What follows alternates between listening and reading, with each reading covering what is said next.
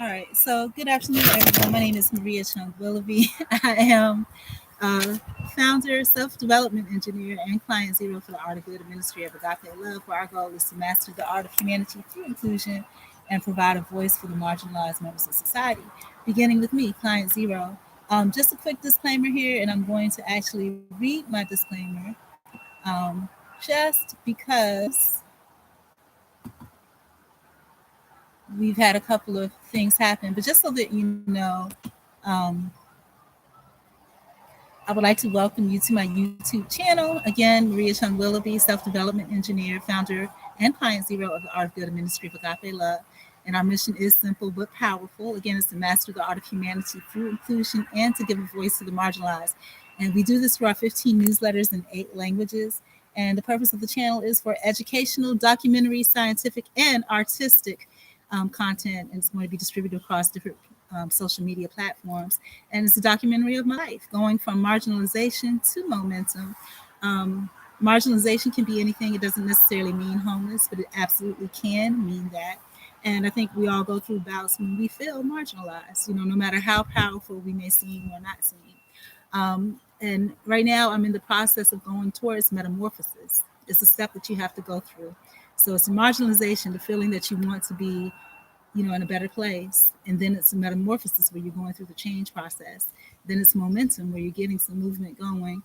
And then it's becoming a mogul. And not a mogul as far as monetary standards, but a mogul as far as, for me, my goal is to overcome systemic barriers and also social dynamics. If you're wondering, why is this woman not employed in the middle of a work day? Well, people do work different shifts, but that's not my situation. My situation is that the barriers for me, in this world is successful employment and successful integration through society are social dynamics and systemic barriers. So the reason that I'm recording today is because to share with you, today is Thankful Thursday. So if you have 3 reasons, 3 new reasons, not reasons that you've always had to be thankful, please do share those new reasons. I have plenty. If you'd like to know what mine are, please share. Swizzy, thank you. Thank you for recognizing that I'm here. I was banned from YouTube and I was banned for bullying. And my channel is about self loveology. And what happens, these are the systemic barriers that I'm actually talking about. A lot of times when people are marginalized, and again, marginalization doesn't mean that everybody that's marginalized get along because we all operate in different ways. I was telling somebody this last night. Some of us are marginalized and we're willing to do whatever it takes to get what we got to get. Then there's others of us that are marginalized because we're very self-contained, and that is me. And there's other reasons too. A lot of the well, anyway, so I've been banned, and the reason that I got banned, and I'll tell you exactly when it happened. The last video that I posted was, y'all know, I don't know if those videos are gonna happen. Came back and look at the channel, but I love y'all for the people that have been here for a while. I love you. Cyber hugs to you. I was working out a lot and I was doing really good. I gained a couple of 20s back, but it's okay. I'm going to get it back. And I was actually bullied. I was bullied. And this is so funny. I'm scared to talk about it. But again, everything that I'm saying is, not to dox anybody, to put anybody out there. I won't be using anybody's names, showing any pictures or anything like that. But basically, it was a situation where I really enjoyed what I was doing. I was into it, and maybe I showed up too much, but I got a lot of great gains. But immediately after I said that I would tell the story as soon as I got a chance, my my whole channel was taken down. But I'm glad to be back, and let's keep it positive. Positive, thankful Thursday. So 3 new things that you're thankful for, and to keep it positive this way, I've been sitting out here working on my personal thing, just out in the boonies, and I was enjoying it. And then, I've gotten to fall and mid September to mid to October are like my favorite seasons. Oh, hey Thomas Bone, thank you. I understand that. I understand now. Yeah, that's what it was. All of my channels were blocked. I had no voice, and I'm going to tell you, it's easy to disappear. I'm going to say this because a couple of years ago, when I went through that transition from the employment world to, wondering what I'm going to do, I sat and I took all these classes and got all these certificates on Coursera. And the way that they do it to issue your certificate with your name, you're supposed to scan in your driver's license. So I scanned it in, and they scanned my name as Maria, but with the accent over the I. And so I told them, hey, you need to change this because if people are looking at this, they're going to be like, no, that's not you, or I'm making stuff up. And so they said, well, scan it again. It never happened. All of those certificates, I literally took like 30 different, got 30 different certificates, a bunch of different languages, a bunch of different, but they're all gone. And it's like I never existed. Then they took all my YouTube channels. And so I never existed. And not that there's anything in particular to be proud of, but it's a documentary of my life. And I was so upset that I didn't get a chance to document my life prior to YouTube because YouTube started because of the legal situation. Because I'm so quiet and to myself, I was like, okay, people have to know who I am. And for an introverted person, this was the way to do it.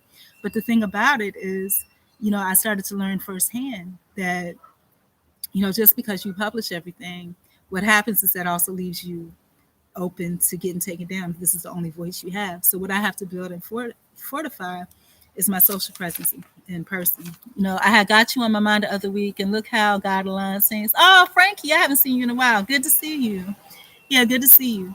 But yeah, so I just threw this live on, and I said, I always say that I'm gonna be better at trying to script things out and everything, because I had a whole script, but then I was just like, no, I got to go for it. And let me tell you what drove me today.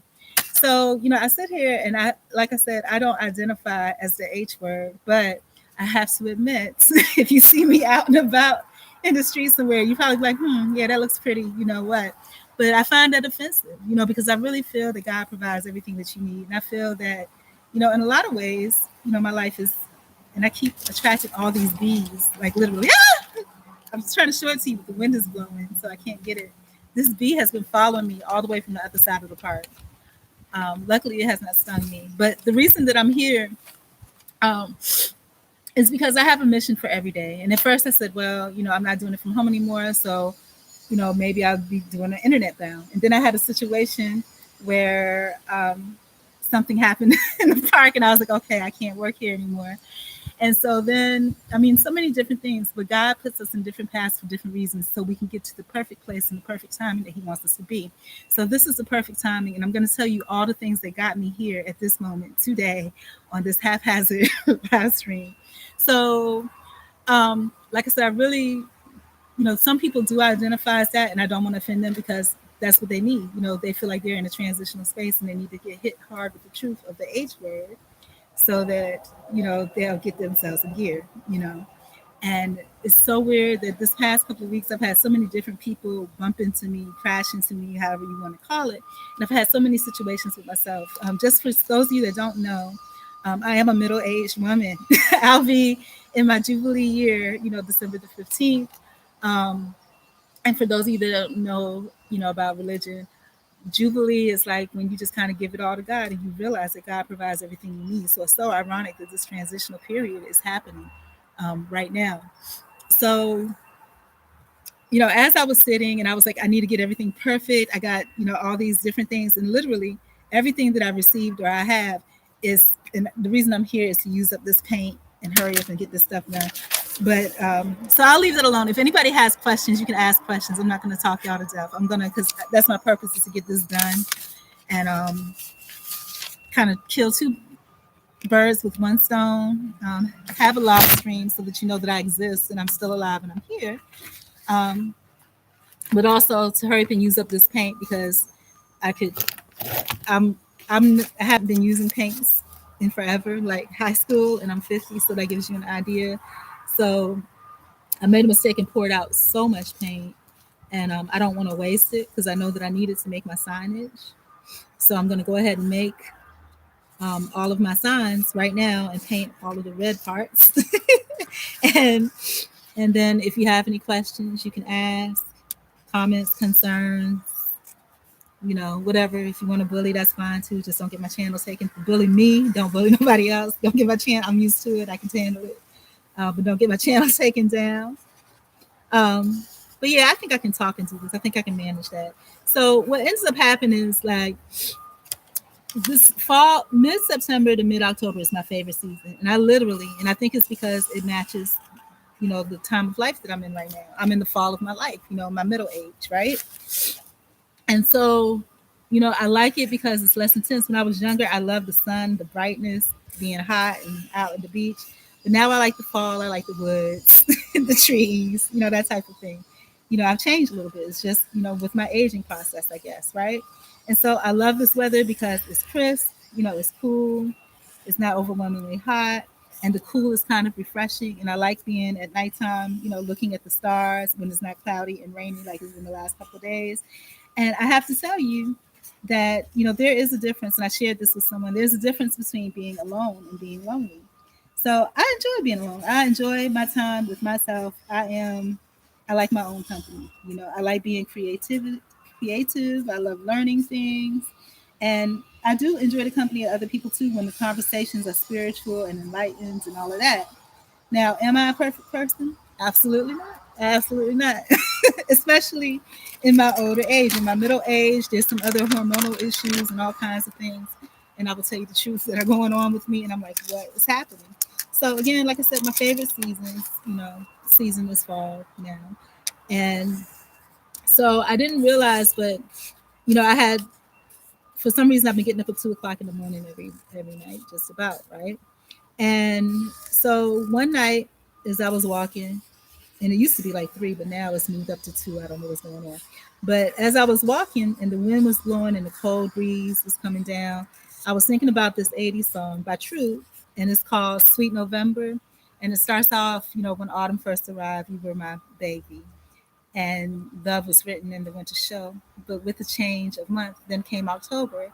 Now I wonder where I love to go. And I was just like, this is such a sad song. And I remembered over the past few days before it got cloudy and rainy in Valdosta, Georgia, um, I would lay up and look at this night and the stars, and I thought it was so beautiful. And I thought it would be so nice to have a bestie, to kind of look at the stars and stuff like that too. And I ran into a couple of people, over the past couple of weeks, and I think God does what He does for me for a reason, or to me for a reason, and it's to prove something. And I've always been a big thing of, because I love being alone. I'm alone a lot, and I really, really enjoy it. So it's quiet, it's peaceful, and but then every now and as I was walking, I was like, wow, I'm really feeling kind of lonely, and I was like, and this is something that I've never ever, well, I'm not gonna say never ever, I felt it probably about 5 times in my life. Yeah, there is truth in those lyrics. Okay, Frankie, you know that song. And yeah, but then this song actually came to mind, and I'll upload it when I get a chance because, as you know, when I do the songs and stuff, it comes off the top of my head, and it's never the same. And even the recording of it is not the same because when it originally came into my spirit, I didn't have anything to record with, so I was just vibing it. But basically, what the song was saying was, as I was walking, the wind was blowing, and it was chilly, and I liked it. It felt good. And then it's like, wow, I'm feeling so alone, but with the twinge of loneliness, usually don't feel that way. And so then, it's like I was saying how I wasn't crying, but the leaves from the trees were falling, and the dried leaves, the trees were dropping their leaves as tears for me. And then the next little stanza that I sang was how, and then came the wind, because then the wind started blowing a breeze for me, and it was like it heaved a sigh for me as well. And the way that I sang the song in the lyrics, you could feel the heave in the words, and I felt it. It was so heavy and it was so deep. So that's how I was feeling. And then, for the past few days, I've been singing, like, there was this, and again, I'm making up these names. These are not real names of people. I am not trying to dox anybody. I'm not painting anybody in a negative light because I think we all have valuable, beautiful lives. And I love, absolutely adore, even the things that have been scary that have happened to me. I adore all the people that I come in contact with because they have made a difference in my life in some kind of way. I'm going to call this individual Looney Tunes. They're not loony. Well, maybe they are. I don't know. But just because the music, or smooth grooves is what I call them. And I remember, um, when I first heard the music, it was just so relaxing, and then on top of that, it was nice because the vibe, my public places are my creative workspace, right? So as I was working, as I was thinking about working, I was flat ironing my hair is what I was doing. And actually it was pretty nice, but I washed it. So, but y'all get a chance to see it ironed again. And the reason that I did it was because my hair, even though I wasn't doing anything with it, I just had it in a bun under a baseball cap. I slept in a baseball cap and everything, and I could clearly see that my hair was breaking off. And fall is usually the perfect weather for me to flat iron it because, my hair is natural. So, it's cool enough where it'll stay put for a few days, So, and actually would have stayed put a lot longer. It's just that, um, I washed it because every now and good then, and I used to wash my hair every day. My hair loves to be free and clean, and so do I. But you kind of go with the flow of whatever situation you're in. So, so yeah, but so I was flat ironing my hair, and I'm going to tell you this about untraditional living is what I'm going to call it. There's a lot of people that are living this way, and I think some of it started off with being a necessity, but then I think what ends up happening is that you see that actually this is a better way of life. I mean, to me, it is. The only thing that I don't like about it, and this is what drove me here today to this live stream and to me painting these signs on notebook paper that I taped together, is because I don't like, people calling you out of your name. And normally, for the most part, people don't do that to your face because most of the people that are not living that lifestyle, they're busy doing their own thing, unless you're in their face and working in their space like I sometimes have to do because, I work in public places. But um, so, I was feeling the way I was feeling. And when I get like that, and when I used to have my traditional housing, I used to be up 2, 3 in the morning singing at the top of my lungs, mewling, whatever. So, I don't have access to other people's music like that. So, if you catch me singing at the top of my lungs, it's a song that I remember and it's without music, it's a cappella. And, fortunately for me, ain't nobody cursed me out yet. But so I didn't have no music. So I was sitting at a picnic table and just in my feelings, in my feelings. And normally nobody comes over there probably because of the mood. And then I'm also suspicious of everybody. That's another haphazard too of living a marginalized lifestyle.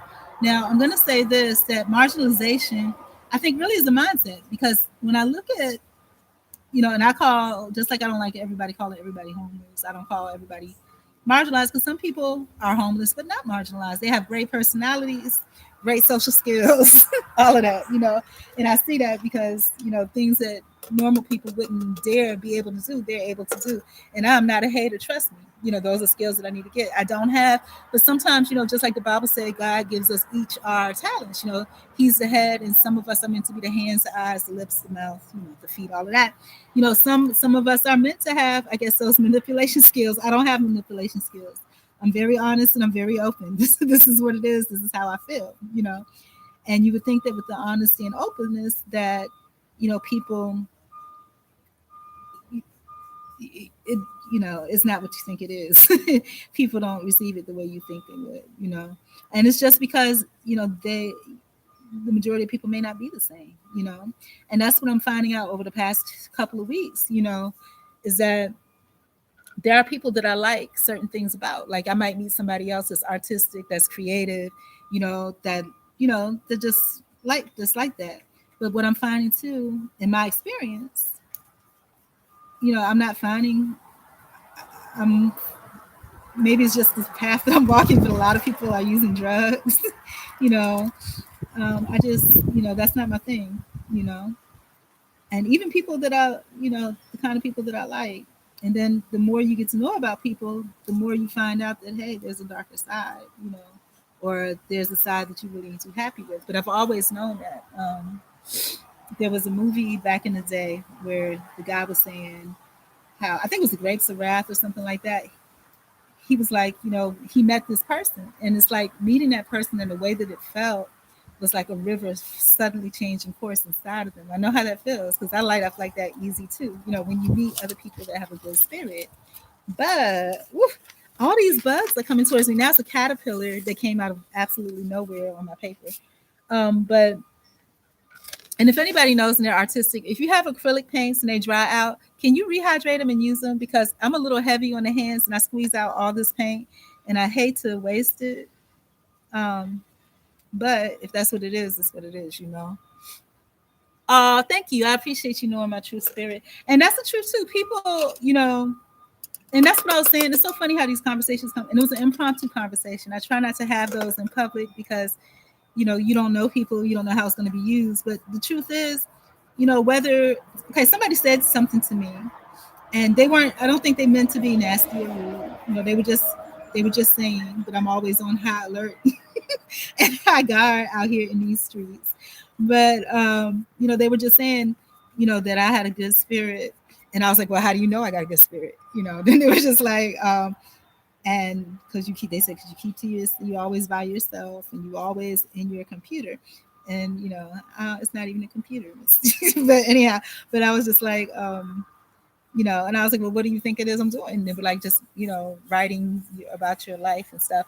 And I never used those words to anyone, even though that's true, because eventually those things that I write about get turned into newsletters and publishings and things like that. And I haven't published anything in a while because I had to recover from that church outreach. It was just so much. Let me tell you what happened. So the last thing that happened, it was so much that happened with all that. And I'm going to start, and I'll probably get, and again, everything is educational content here. It's documenting my life. It's not to dox anybody. I will not be using anybody's names or any formal names of any organizations or anything like that.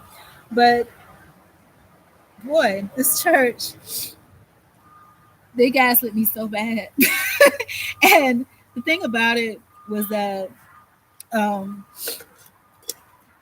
just tell you about the last experience. The last experience, the pastor told me that, and I was a member there since last December. The pastor told me, I went to a Bible study on a Wednesday, and I hadn't been in a little bit.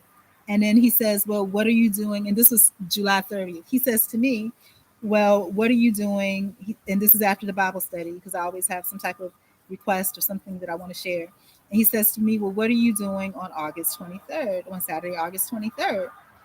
And my goofy self said, nothing, because, and then he tells me that there's a new member orientation and he would like me to provide my feedback, which actually would have settled and everything and made us all be whole again, because that's part of where it started from. Like I said, I was a member since December of last year. And,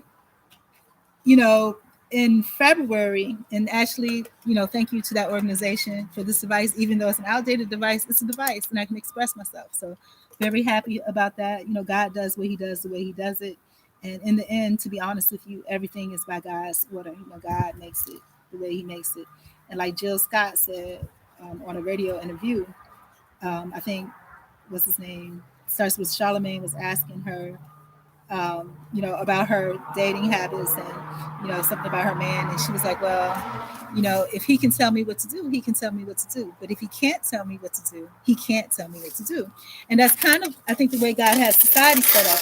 Like, if you can handle me that way and maneuver me that way, like that church did, you can do it. But if you can't, you can't. What is meant to be is meant to be. So she's saying that she's may not always be the one that can tell somebody else what to do or put somebody in a place, or be the alpha female.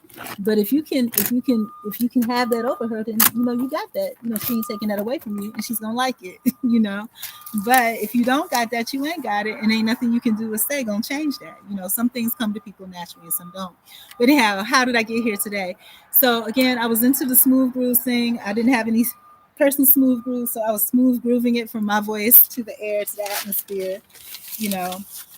And when I get comfortable, even if somebody's around, because after a while, it's kind of like roommates. You don't recognize or realize that there's people around. You're just doing what you're doing and you're not paying attention because you got to be you at some point, right? So I got Faithful Fridays, Stillness Saturday. So Stillness Saturdays. Okay. So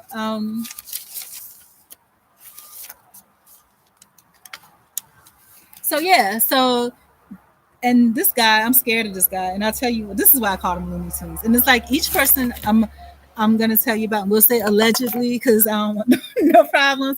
Again, I have love for each and every individual that I'm talking about, whether they added something positive to my life or not, because I think God puts everybody in your life for a reason. And it could just be somebody that walked down the street and happened to, glare at you or smile at you, same thing. So, but I've learned a lot from these folks over the past week or so. But let me tell you the Looney Tunes story. And each individual that I came across, there was like a premonition or something that happened before that told me they was coming. Okay. And these people are not being listed in order. They're just coming to you as they come to mind. So about Looney Tunes. So what ended up happening, S-T-I-L-L-N-E-S-S. So what ended up happening was one day, that day that I was doing my hair, I was out here, fitting to do my hair, and I had gotten comfortable, and there was a couple, and I gotten used to them being there, and they were pretty open about what was going on with them, and I was just like, okay, very nice. And now I'm comfortable, I'm okay. And the persona that I try to put on is I'm just this old fuddy duddy lady. So just so it'll all be good. Don't worry about me. You ain't got nothing to worry about. But and I am an old fuddy duddy lady. So, but the thing about it, but things can change. But the thing about it was I was comfortable, and I was glad that they were around, because to me, they're a couple. I don't got to worry about nobody bothering me, because they're paying attention to each other. They're not paying attention to me. And then on top of that, when other people see them around, they're not going to come through, because you know they see a vehicle, and a couple, and so they're not coming through. And so the thing about it was, so I enjoyed that, and I was like hoping in a way, and this is what I had planned too with the church and the church couples as well, was that because they're a couple, it's a benefit to me, because if I'm just like hanging out on the backdrop, it's like, and I'm an old lady. That means that I get the residuals, like one of those individuals don't have it all together, the second one got me. As long as I'm just a little old lady, I'm good to go. But it don't always play out that way. And you know, that's kind of how I wanted my old ladyhood to be. But that's not really, how things work. Everybody had their own agenda, and I wasn't part of the winning team. I'll just put it that way. But because what happens was, as we were sitting there, all of us used that station to kind of used that station. I think I'm too visible, and so people are just like, oh, I ain't going over there no more. But which is fine with me. I don't mind that at all. I'm not offended.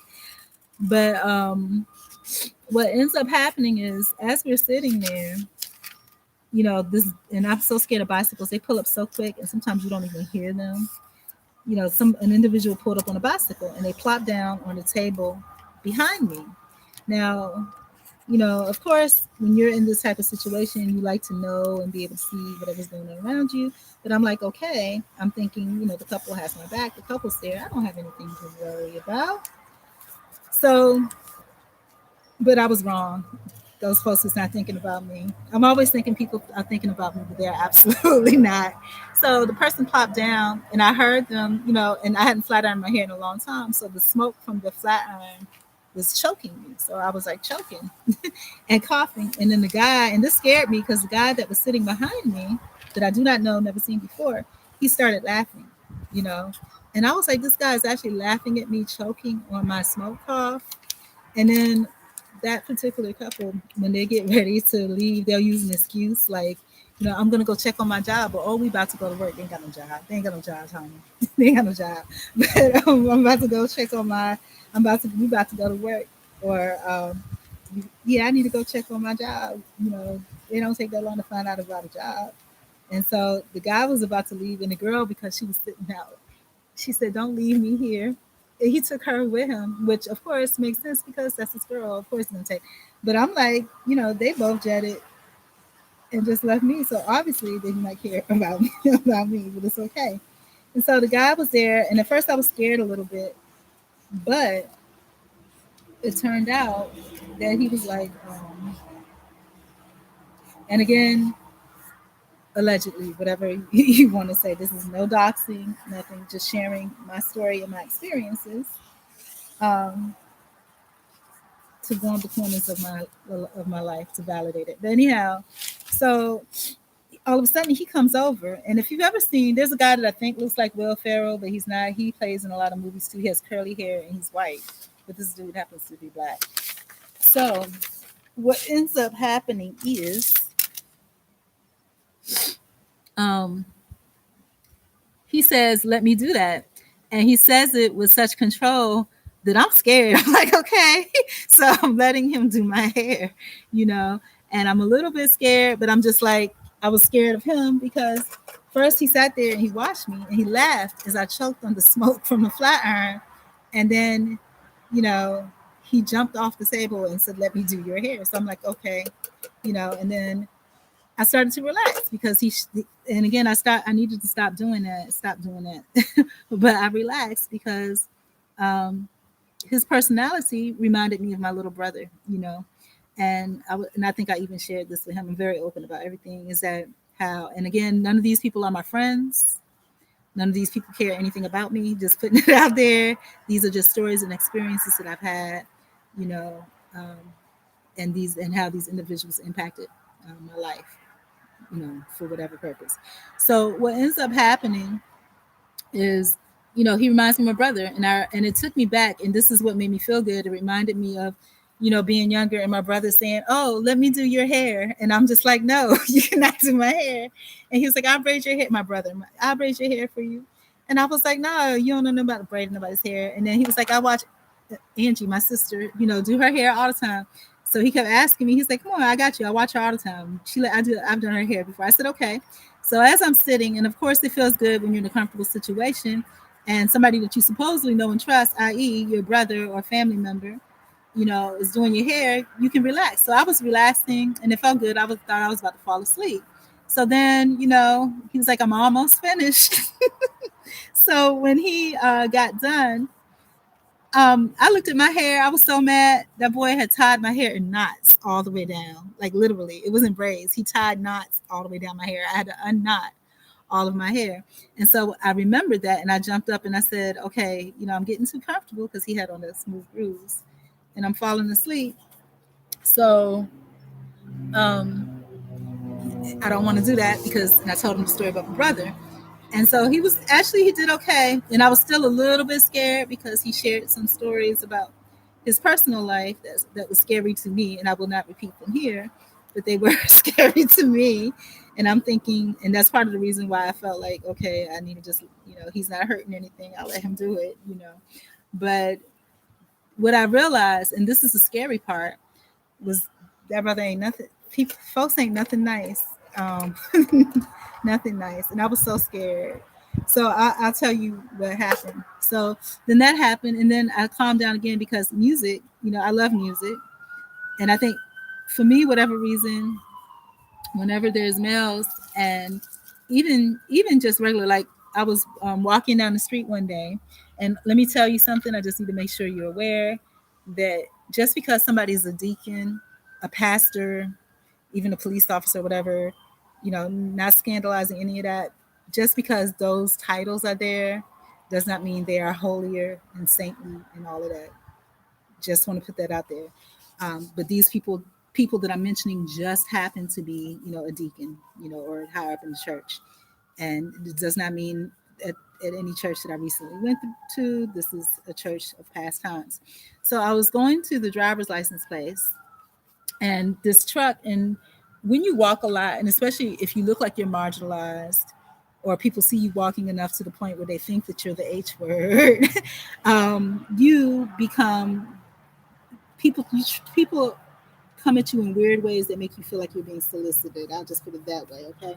So I had so many trucks, and I don't have that happen very often now because I'm very visible, but so many people stop me and whatever, and me being so silly, I'm thinking, yeah, they want to get to know me, so I'm like, yeah, I'm trying to do this, that, and the other. No, they're not thinking about any of that. But anyhow, so the truck stopped, and I was grumbling to myself like, oh, here we go again. I'm about to take down some license plate numbers, and I'm gonna say this: do take down license plate numbers if you feel scared, because that's the only way that you have to identify. Now, doesn't mean that authorities will do anything with it. Absolutely not. But for your own safety, it's good to know, because if I see a white vehicle drive by, just sitting here in the park during the day, there's like 10 or 20 of them, and a lot of them look exactly alike, except there might be slight differences like tinted windows and things like that. You need to know, is it consistently the same person bonking their horn at me and not getting out? Is it consistently the same person sitting here? And then, for better or for worse, it could be consistently because, that's what they do every day. And it could be consistently where you're being paranoid and you might think something, but there is actually 3 or 4 different cars that look exactly the same. So it's good to be aware. And I speak of that, but that's not what happened yesterday. So, as I was, yeah, so with this individual, that was one thing. Then the other thing that he reminded me of when I was in my 20s, and there's maybe like two male friends that I had. When I say friends, I really mean friends. People that was cool with me. We used to go when I was on break from college and would be at home. We used to go to Buckrow Beach, and we would sit on a boardwalk. And I remember I didn't think nothing of it because when you're young, especially a female back in the day, you're female. Men are supposed to cater to you, right? And you don't think nothing of it. Whether they're friends, family members, whatever. There's nothing weird about it. They're supposed to cater to you. Period. So I'm sitting on the beach, on the boardwalk, got my feet up on the boardwalk thing. And my friend, he's just painting my toenails for me. And we're just relaxing. We're not thinking beautiful. I miss those types of things. And that's I think why I was feeling the way I was feeling the past couple of days. But so, not thinking nothing of it, just painting my toenails. He's painting the toenails of his friend. And this older white lady walked past and she says, I hope y'all stay that way forever. And we're like, we're not a couple, we're just friends, and that's what it felt like, just being that's just being that, just being cool. And another time that happened, and unfortunately this story is a little bit of a scarier story, and I've told this story before, and this is one of the things I talked about, social dynamics and systemic barriers to employment. I worked at this place, and this is after I left school, and they always say don't leave because it's going to be hard to get back. And it's true, because really when they say life happens, it really does. It takes you for all these twists and turns, and if you're lucky you can get back. And I think people that end up having a bunch of babies and whatever is easier because you have, that's your financial support or stability, that you have welfare and all of that. But I don't know, that's just my thinking. But congratulations to everyone that made it through. But anyhow, so yeah, I'll tell the good part of the story, then I'll get into the scary part of the story. So, with that particular guy, he used to work at a place, he was a security guard for this place that I worked at. He was tall, dark skinned. And I remember, when we first met, and sometimes people vibe with each other a certain way, or there are people that just are your people, or you may be, the kind of person that they like, where really ain't nobody else thinking about you but, but them. It was one of those situations, right? Where, oh, let me tell you how it happened. So he used to speak, and I used to speak, and there was this girl at work, and I've had some weird experiences. Am I allowed to tell the story? Okay, so I'm thinking about the appropriateness of the story. But anyway, this is girl at work, and she lived like right beside the job. And so one day she asked me if I could give her a ride home, and I said sure. She said she lived right next door, no problem. I'm going on that way anyhow. So I took her home to her house, and when we get to her house, I told the story a long time ago. When we get to her house, she says, "Wait a minute, I want you to meet my husband." And I'm like, okay, no problem. I'm like, well, I'm not going upstairs. It's late. It's like after 11 o'clock at night, blah, blah, blah. And she was just like, no, you can wait right here. And she's yelling. And I'm going to make up a name. What's his name going to be? I'm going to make up a name. Let's say his name is Ephesians. God bless. No particular reason, but it's just not a real name that won't get confused. So she was just like, Ephesians, Ephesians. So he came out on the balcony. He was like, what? She was like, I want you to meet my friend. I'm like, okay, we just met, but all right. And so, he was cordial. He was like, how you doing? Whatever. And she was like, come upstairs and meet him. And I was like, no, I'm not. It's late. Have a good night. And then she was just like, well, call me when you get home so I can know that you got home safe. And I'm just like, sis, I've been getting home safe all this time. I don't need to call you. But she had asked me for my phone number at work. And I said no, because I'm not a real social person. We'll see each other at work and that'll be good. Right. So what ends up happening is, she says, well, I'm not going to be able to sleep if I didn't know that you made it home. She made up all this stuff. Right. So I'm just like, well, okay, fine. And so I got home and I wasn't going to call her. My spirit said, don't call her. But I was just like, I'm a goody two shoes. So I told her I was going to call her. Oh, you love to help me with my hair. You're talking about the dude who played his brother in the movie they did. Oh, yeah, that's the one. You're right, Frankie. The guy that played his brother. He looks like him. Will Ferrell's my favorite. The other guy, he looks similar to him, but he's different. It was the movie Brothers or Twins or not twins. I don't remember what the movie was. Siblings or something like that. Yeah. But I miss that. And I think that's what it is with this time of season. It's fall. And when you think about it, even though I'm 50, back in school years, like high school and whatever, this is the time of season when you get back together with your old friends and y'all do things like that. And one of the things about hanging out or working in public creative spaces like parks, you start to see the little cliques, like the high school kids coming out on Friday nights and with their big boom boxes and their hoodies, and it's just really cool to see all that. And but yeah, so she calls him and he's like, what, and then she's like, well, then she keeps subsequently, and she tells me that she doesn't want me to feel like she's bothering me or she's going to be a bother with me or whatever. Oh shoot! Now the thing with this is this paint and this wind blowing everywhere. It's crazy.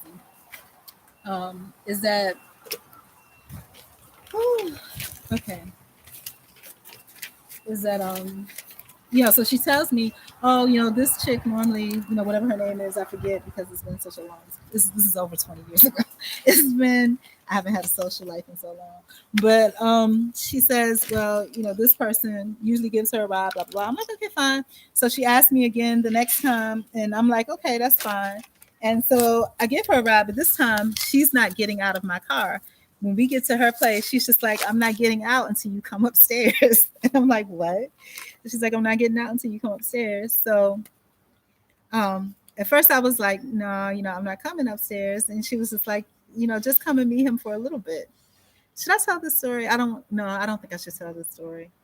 And the reason why is because I just got my channel back and I don't want it to seem, weird. But anyhow, no, I'm not gonna tell the story. But anyways, I want to tell the story because I think I my experiences are interesting, my former experiences. And then when you look at my new experiences that I'm having now, it's completely sacred. Um, when you look at the experiences that I have now, it's weird how everything just kind of, you know, it's a whole cycle, and I'm not having those same kind of experiences. My life is pretty boring. Boring. I have a good imagination, but as far as things really occurring, happening in real life, no, nothing happens in my life for real. But it's interesting because, I think about, well, I'll tell you what happens. So what ends up happening is that, and let me tie this into a newsletter before I begin talking about it. So I have 15 different newsletters that I publish in 8 different languages. They're all faith-based. Now, the newsletter that this would go with, I have 3 of them that's based on singleness, different versions of singleness. I'm about to get banned. So different versions of singleness. One I call Single and Satisfied Married to Christ. And the Bible verse that goes with that is, it talks about how, um, you know, if you can't, refrain, that you get married, so that you don't burn. But then, those women or men that are single, they're supposed to be single. They're supposed to be single because their whole duty in life is to satisfy and please God. And it's really, really true. Now, the conundrum that comes about, I didn't bring my water bottle with me. I need to hurry up and get this done because I gotta go. But the conundrum, though, is as a woman and as a middle-aged woman, and for a very long time, and still for the most part, I think that I am pretty single, pretty much about 80%. But I'm pretty okay. But I think what ends up happening is that you have Mother Nature come into play, and I've said this a few times when I hear, because I haven't been here because I've been banned, but Mother Nature comes into play, and what Mother Nature tries to say is, hey, you ain't been fruitful, you ain't multiplied. We need some multiplication, you know? And so, your hormones are a little weird sometimes. And for me, it's not that strong where I don't notice it, but I always know. And that's why I can't wait till my cycle is over. But I always know when it's coming because, I start having weird feelings and vibrations and thoughts. And I'm just like, but I don't realize it because I forget all about it, because I forget about it unless it's really strong. And I haven't had them real strong. in a very long time, because it's almost like when you have a bad dream, and if there's no females here, men probably can't relate to this, but like when you have a dream, you're dreaming and you're having a bad dream and you know it's a dream and you say, oh, it's only a dream, and you wake up. It's the same thing with this, whatever's going on hormonally with the, premenopause and perimenopause and all that. It's like, okay, all of a sudden your hormones get crazy, and then you're just like, wait a minute, I know what's happening. And then when you say it out loud or you acknowledge it, it's like, oh dog, she caught us, we can't we can't trick her. So nothing, your thoughts and those types of feelings go away because you know what it is. And the thing about it is that those things do happen, and I'm tired. And I used to be able to talk, but I can't anymore. And that's why I want to start scripting things. But and this is the other thing I noticed about me in the fall of my life. It's like I get tired a lot of talking a lot easier. Like, and I said this before, and I think it started a couple years ago, but it's so true for me now. Like I could be in the middle of a sentence, and I've had this happen where I'm talking to people and it's just like, and I don't like being rude. So if they give me permission, like, oh, you don't have to do such and such and such, I'll be like, okay. And then I'll go on, at that point, at that very point that they told me that, I've clocked out. I'm no longer with the conversation. I'm no longer with them. They'd be like, oh, you gone? And I don't have nothing to say. I'll shake my head, no, because not really. But you know, that song that says your body's here with me, but your mind is on the other side of town. I'm no longer there. I've moved on. You know, I'm no longer involved in a conversation. It's like my social battery is gone. And then also in this situation, especially since I haven't been blogging or anything, I don't talk a whole lot, period. So it's really straining for that. But yeah, so what happened yesterday? So yeah, so music. So I like music because it relaxes me. And then also I was in a very meditative, sentimental mood. And sometimes I like that feeling. Like I said, there's no real reason for me to feel forlorn or, distressed or lonely or nothing like that. But sometimes I like that feeling, that feeling of, oh, a missed opportunity or what could have been or, whatever. And, in this situation, ain't no could have beens, but, I entertain thoughts. So I was entertaining this thought, and I was having that feeling, and I was thinking about that, and I was singing all the songs related to that, those old school songs. And so next thing I know, somebody walked up, which was okay because they walked up, I could see them, and I could see they were clearly minding their business. I've seen this person around, so I'm not scared of them, and I know they're minding their business because they saw, they gave a courteous nod and kept it moving. And so I was like, okay, good. And I could see that they were clearly doing their own thing. I did not have to feel like I was entertaining or needed to be entertained or any of that. It was the way it's supposed to be. It's a public space.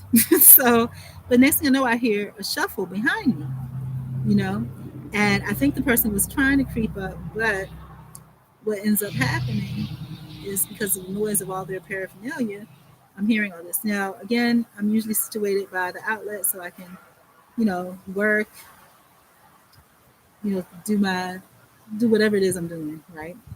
And so, they use it too. But typically when somebody else is right there, I'm not gonna sit right on top of them. I'll, be cordial and be like, hey, I'm plugging in, and I go sit somewhere else, And actually there's a lot of different places you could do that at. Sometimes I just go somewhere completely different just because I want space, I don't want to be in somebody's face. So what ends up happening is, I turn around, and it's weird because the person is like laying on the ground behind me. And I'm like, okay, fine, because I'm in my own zone. I'm not thinking about it. But the thing is that I think you should always be alert and aware. And sometimes, though, even if it's intentional or not intentional, things are positioned in a way to observe your behaviors, observe what you got going on, blah, blah, blah. Right? So, there's two different options that could be. Two different options that could be that that took place. One, to be respectful, but you're not being respectful by laying on the ground, right behind out of eyesight, And the other is to observe and to see how the other individual responds that's there. Is that person with me or going to say anything? To see what type of relationship is there.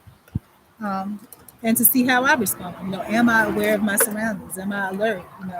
Am I going to say anything that, hey, this is kind of weird that you're laying here? But I was so deep into my own little meditative thing and vibing off of my own music, not my music, but other people's music, but me regurgitating it. I didn't think about that.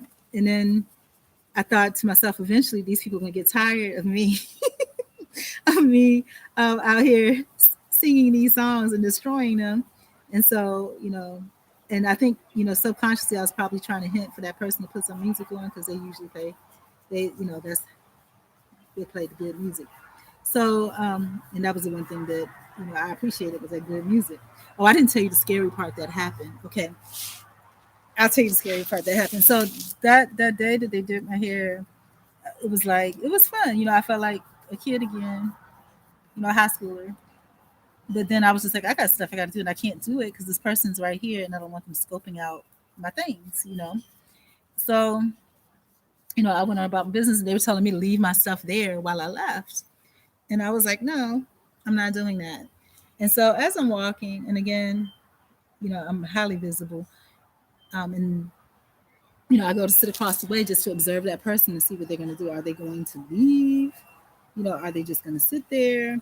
But what I found out, what I figured they were doing was, they didn't know what type of social um, proclivity I had. Did I know that couple that was there that day?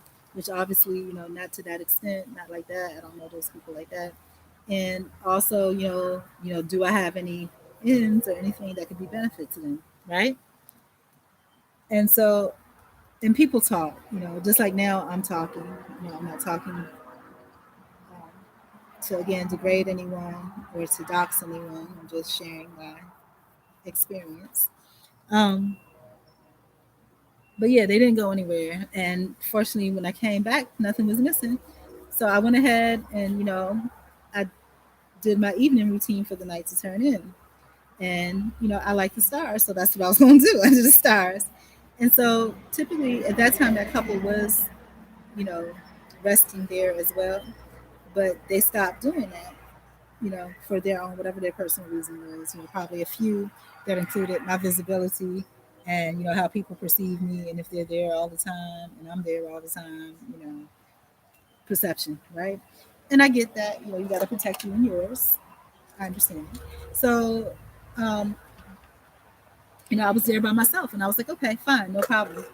And so normally I know when they pull up because I can hear their music. They'll have some music playing or they did try to be respectful. I'll say that for sure. And I appreciate that because I am a little old lady. I need I need respect, you know, even because I can't bully you to get it to me because, chances are, some people and I don't. And, I ain't, that's not gonna happen. So, but anyhow, normally I hear the music when they pull up, and I know it's them, and I'll hear the car door close or something, and I just go on about my business. I don't think nothing about it. This time I heard the music, and I peeked out, and I saw the car pull up, but then the car zoom took off, and I'm like, okay, fine. They decided they won't want to stay, but then after that, I hear music turned up real, real loud, like right above my head. Okay, and so I'm like, okay, maybe they'll turn it down. Now, there is another individual from time to time that comes out there. And I had just spoken to this person because I think we had retired for the night, the car, the me. And then I'm here, and they're grunting as they're coming, but they don't normally move like that. I think they just wanted us to know that someone was coming. And he's like right over my head. And I'm just like, okay. And I'm fine. And then next thing I know, I'm thinking, okay, that's done. He's here. He's gonna, probably sleep above my head or something. I don't know. Whatever. I know who it is, so I'm not tripping. So then,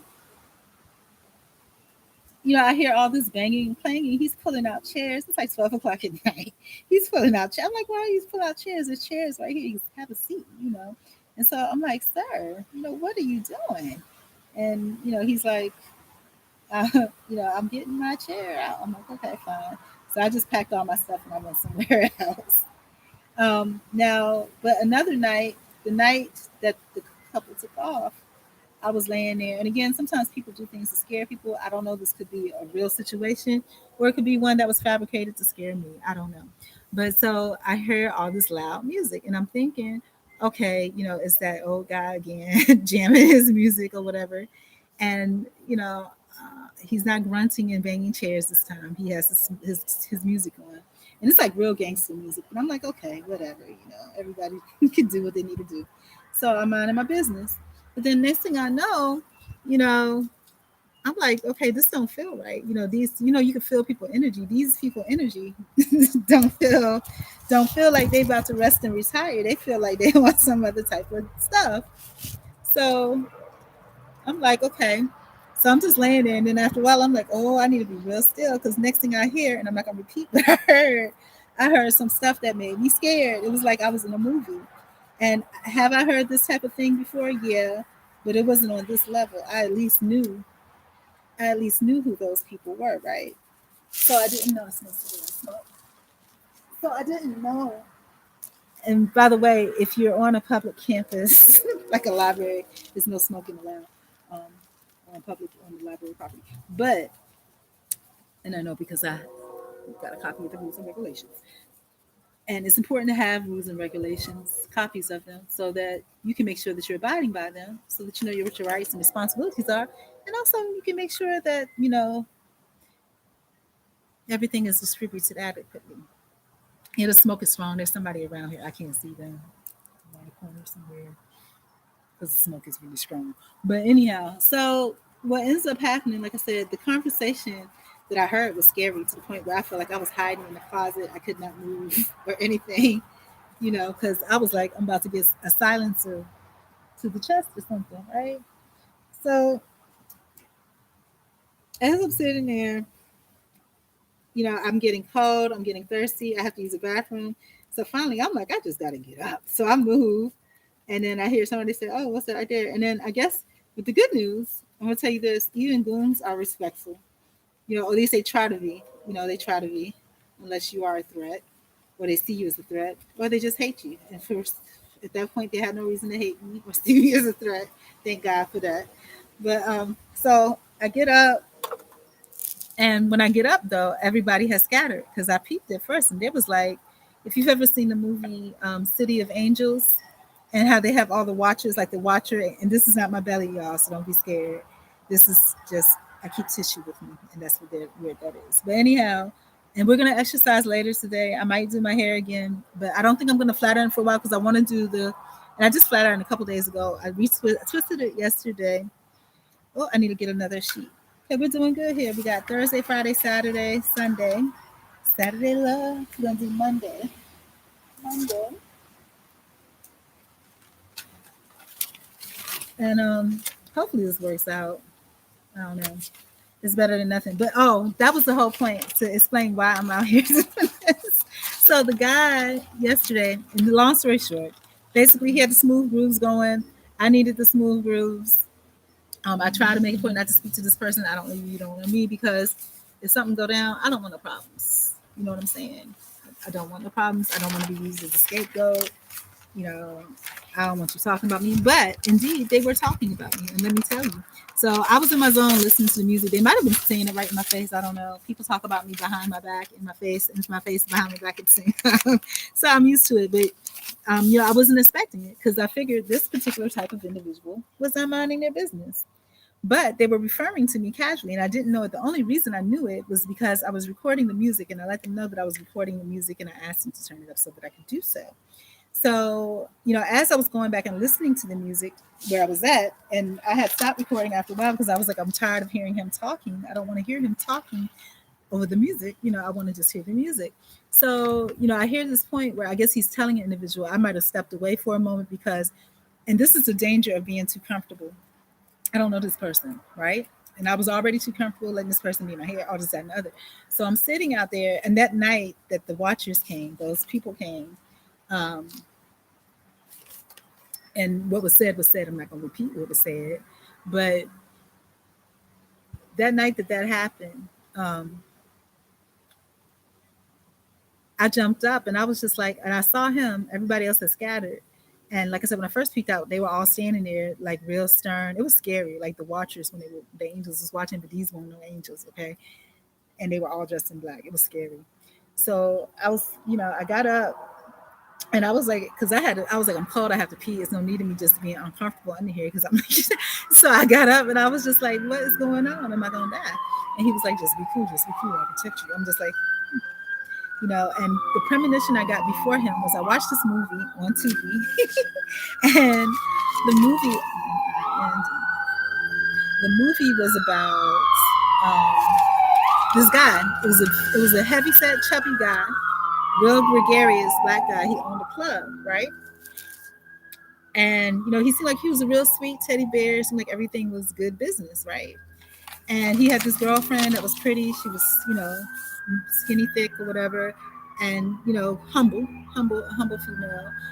Everything seemed real good. And then come to find out, this dude was like, I don't know, trafficking, so doing a whole bunch of bad stuff out of the club. She really didn't know nothing about it. He kept his business life and his personal life separate. Now this sweet, gregarious teddy bear guy turned out to be like, he was no joke. I mean, he was murderous, right? That's exactly what this character that I'm speaking of in real life is. And so it was scary to me. And I had said that because after they shared, some of the events that they had going on currently, I was telling them that it reminded me of a movie that I actually just saw. And he reminded me of that character. And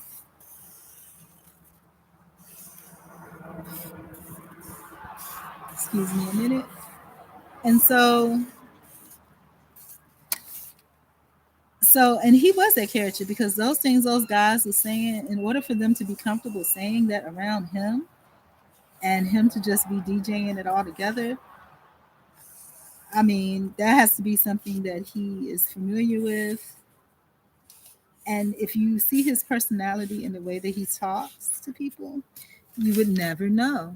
You would never know. And that's horrifying. And so hopefully, it was just a joke. I don't know. I don't know. I don't know. I don't know.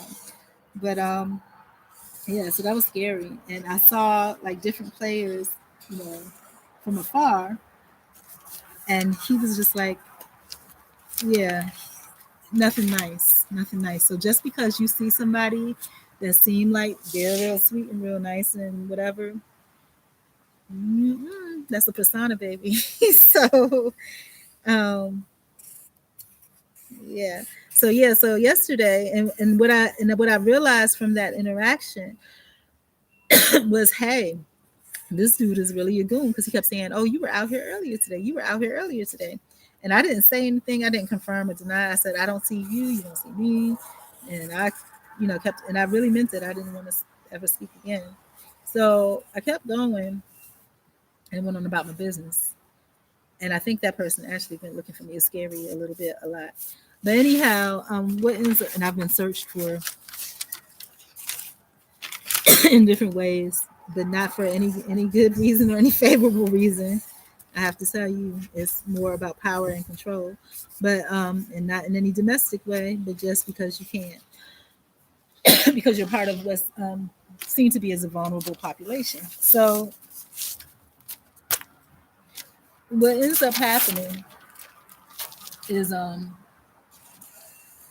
yeah. So my internal thoughts about all of that was, yo, this dude was being so friendly and so nice. He was trying to use me. He thought that perhaps just because for whatever reason when I flat iron my hair, people think it's something that ain't. But perhaps I had some pull, trying to see, what resources I had or whatever, or, use me as a scapegoat. She's so sweet and innocent that, nobody would ever think, and I can be that sweet, innocent personality, too, in that person's presence and people will buy it. And I was used like that as a teenager too. I had best friends that were kind of fast. And so they were like, oh, if they're hanging with her, she's gonna be okay. But what they would do is they would use me for their, to say they were with me, but they were not. But anyhow, story continues. So yeah, so that's what was happening. And then I realized I was mad at myself that what happened is because I love music a lot, that I was letting the music um, I was letting that music like sedate me. I was literally sedated by the music, and that's where I was going with the story about the deacons. Like the guy, and I think they deal with people enough that whoever was out here smoking really was, because I'm allergic to it. My whole throat has closed up. Like that smoke was strong, but it could be somebody living in the house back there. But I don't believe so, because even though it's a gate, it's slatted, you can see. So it's somebody that was around the corner or something like right here. But anyhow, and I'm outside, so they was smoking strong. Um, but yeah, so I think smoking is such a nasty habit. I don't know how people do. See, this is what I mean. I don't really the things that people do. I'm not. I'm not in tune with none of that stuff. I need more water. Um, I'm almost done though. I only got two more after this, and then I can go. And then hopefully the next live stream or whatever will be more coherent, or scripted or something. Yeah, this paint goes fast, dries fast.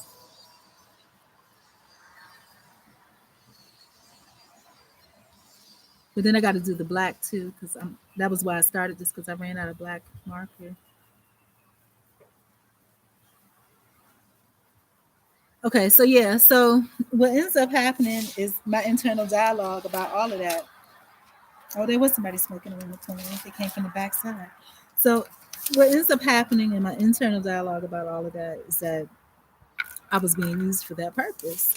And then I was mad at myself, and I was like, I have to be more careful, because this is not a safe place. It's scary. People come from everywhere.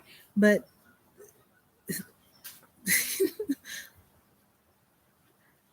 I don't understand stuff like that. Like people are like, there was somebody literally that walked around the back of the.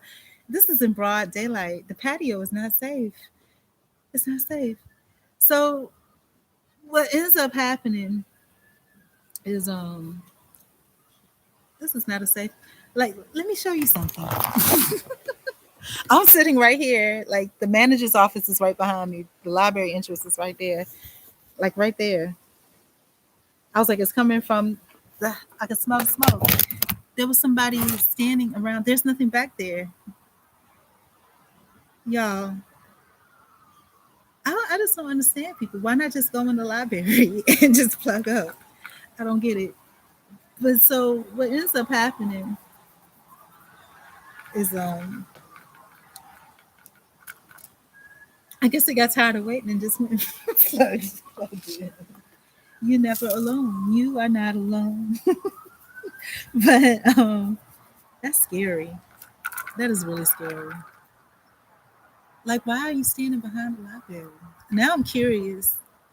Why are you standing behind? Why not just go into the library? But I guess the other part too, it's crazy. This is a whole systemic barrier thing that's about. Probably because people like me, like I go to the library and I used to like this is my first season, so I'm out here. But I used to go in and I used to work the whole time that I was there. But they probably see, hey, these folks are gonna respect. They talk trash and whatever. And so, it's better for us not to be seen and just hide around the side of the what the hell? That's crazy. But anyhow, so I'm just so shook right now. The world is not not what you think it is. When I was little, the library, and I wrote a story about it. Library was such a good creative place for me. I don't understand this world. I don't get it. So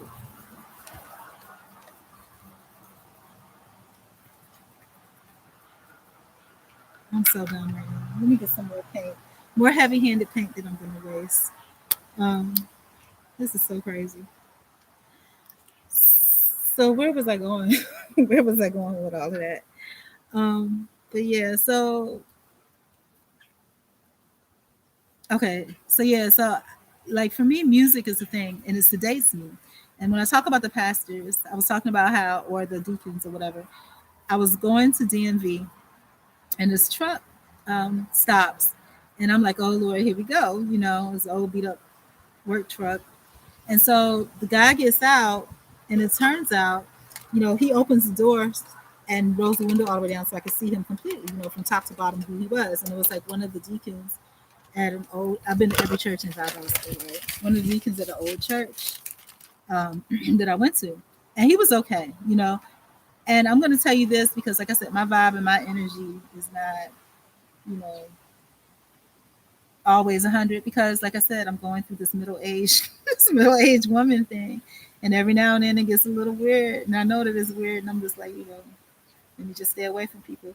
But so he takes me to DMV and whatever.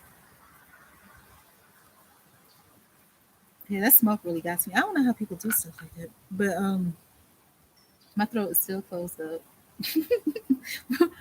um,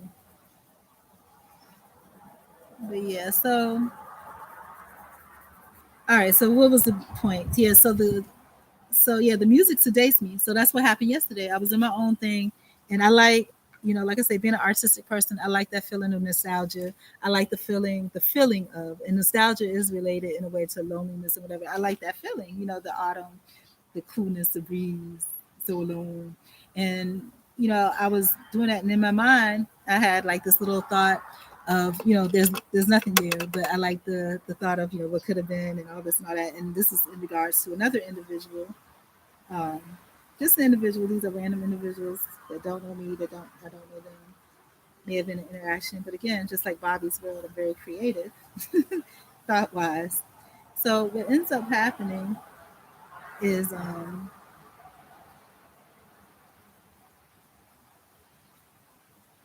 yeah, so I get comfortable with the music, and I'm not even with the music at first. It's just me vibing off of my own version of music. I got comfortable with the other person that was sitting there, right? Not comfortable with them, but just they're there. They're not a threat. They're not a harm. They're not paying me any mind. So I'm gonna do what I was doing. So I went on into my little mood, and like I said, something appeared behind. I heard something behind me. I turned around, and then the person's like laying on the ground. And like I said, there could have been a couple different reasons. One, just for observation, and based on what that person shared they did in the past, probably just scoping out and seeing who's who and what's what. But almost done, y'all. I got one more after this. Did I make enough sheets? I did. So, oh yeah, the reason why I'm doing this. So what ends up happening is, they they start playing their music low because I'm like, these people are gonna get tired of me trying to sing, or because usually when you're in your mood and you're singing, it feels good to you, but you sound like a dead cat or a cat in heat or something. So, and it was funny talking about that actually because what happens transformation. This is gonna be hard. So what ends up happening is, they start playing their music real low. And at first, I think they're respectful because the other individual is there, and just in case that other individual didn't want to hear all of that, they're playing it low. But I'm trying to vibe off their music because, of course, I would prefer that over me trying to trying to sing parts of songs I don't hardly remember. And so eventually I'm just like, turn that music up, So they said, and this is where again what's it called? Social engineering comes in, where people start to say things in order for folks to hear or get a perception. So what was said, I didn't tell this part, all I said was turn the music up. And I haven't spoken to that person since that day that whatever happened that day. And so I said turn the music up because I was in my mood. And so instead of just saying, okay, I'll turn the music up, they said, I will be over there in a minute because it's starting to rain. I didn't say come over here or make an invitation to come over here. I said turn the music up. So what that does is anybody that's listening, because he said that loud, would think that, there's a friendship or you know, but there's not, and that and this is something that as a woman that's single in your middle ages and quiet, that people will try to put on you. Just like this guy told me that, he worked at Disney World and being single and around kids, people get an impression. So people have an impression that you're lonely and you're a fuddy duddy and that you're, seeking attention or company or whatever. And that's not what I was doing. I'm, in my own little mood. So the fact that he says, I'm going to be over there and I'll be over there in a minute in response to me saying, turn the music up, makes people think that, hey, I invited him over. I did not.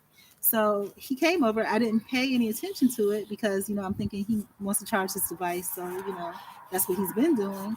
But I would appreciate the music being louder. So if he's going to bring the music over here, that is all, by all means, fine with me, right? So my eyes are still closed. I'm still in my mood with the music. And I didn't know, unbeknownst to me, I had some pants that I had hand washed and I had set out. And, by all means, could possibly paint or design or whatever because I had all my painting stuff out everywhere. So I didn't know it, but after a while, I guess the music's not the same because I guess he's been here a while, so he knows people. So his phone is like going off, like text after text after text after text after text, and so I need to redo this one because it's too something. Just one, two, three, 6,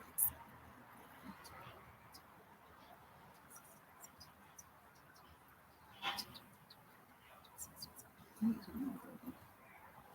31, 32, 33.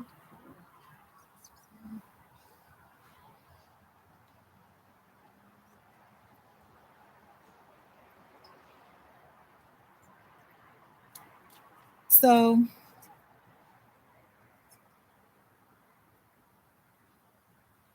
I got 14 letters and I got like 60 places. So how many spaces they give me?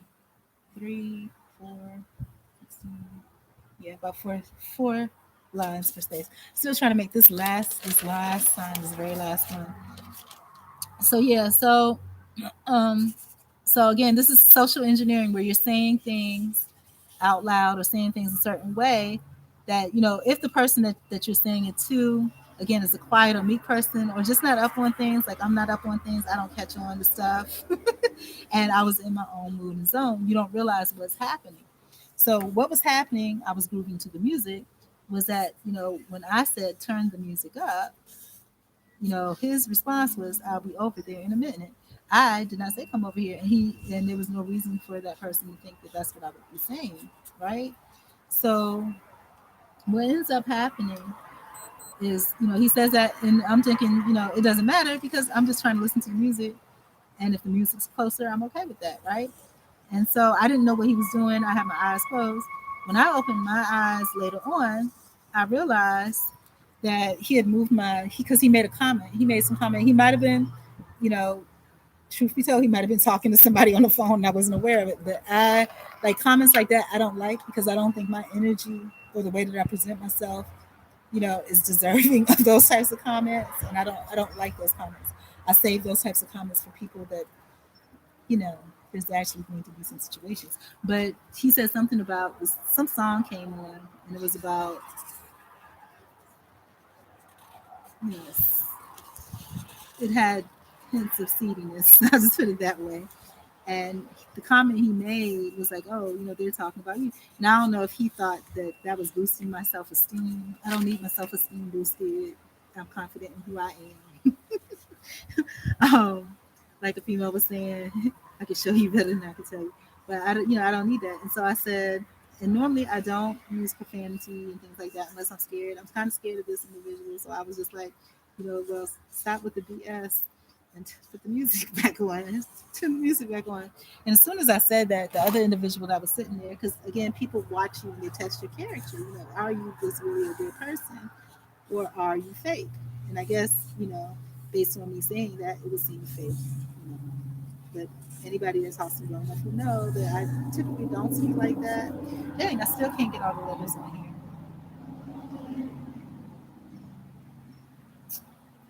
That's in my brain. But he admittedly his eyes got big because either one, because I'm sure the guy told everybody that he's around for whatever. He's like, okay, this woman, this female's about to get killed or get her neck broke in my presence, and it ain't nothing I can do about it. And then two, probably the disappointment that I would even come out of my mouth like that. So yeah, so that was a loss for me. So I have to be careful about what I say. But yeah, and then immediately the guy, as if to put me in check, because the music that he was playing was sending messages. Because the first message that he played, because I don't know, maybe he thought that I was sad and lonely. has anything to do with that individual, but it doesn't. It has something to do with imaginings of another individual, not real, but imaginings. So, the song is something about they tell the kitty to scat, but I say here kitty kitty kitty kitty, and it was funny to me because it may not have been intentional, but it was funny. So then the next song after that, of when I said, hey, can you please not talk like that? That's not what I said. I said stop with the years, which really is not how I talk. But the next song was something about I don't usually beat up women, but I will whatever, whatever. So he's letting me know that he will hurt me. He will lay his hands on females if they disrespect him. So, but anyhow, moving along. See if hopefully I can get all the letters on here because this one is so long. The word trans is transformation for Transformation Tuesdays. Um, but yeah, so I didn't realize what was going on. Again, I'm deep into my little meditation session of, me being, um, into fall and wistful and having this wistful imagining of, what could have been, regarding this individual that was so kind, this other individual. And next thing I know, and now I've set the thing where I'm all in my mood, whatever, whatever. And this individual has set, dang, I messed up again. This individual has set their thing because they're on the phone talking to a female, and I'm sitting here, with these sad songs, right? And so what it looks like now, if I start to pay attention to my items and my belongings, it looks like that I'm checking for this individual. And that's not what I'm doing. I'm looking because, I'm like, yo, this person has walked off to where my belongings are. So they were using the music, the setup, and whatever, um, again, to gauge the reaction of the people around. And then two, so that they could do their surveillance during the daytime, while I'm like right there. And then three, it would be weird, if I'm already showing publicly that I have this, wistful, nostalgic vibe, and then this person is on the phone with somebody, and I'm like, all of a sudden my eyes are open and I'm looking everywhere they're going because now it looks like I'm looking at that person or checking for that person when that is not the case. I'm looking because all of a sudden, the realization has dawned on me, I'm being sedated by this music, and this person is actively scoping out the area, what I'm saying. And I know this, but maybe somebody else that doesn't have a dog in the game would not know. So it looks like you know whatever. So what got me here was this, like I said, I was recording the music, and then I got tired because he was talking over it because he was on the phone and all the dings and bongs and whatever. So I stopped recording. But then when I saw him, and this part was on the recording because I was listening to the music this morning because I wanted music, and I was like, okay, I can get over that. But I saw him walking, out of sight of to where my things were.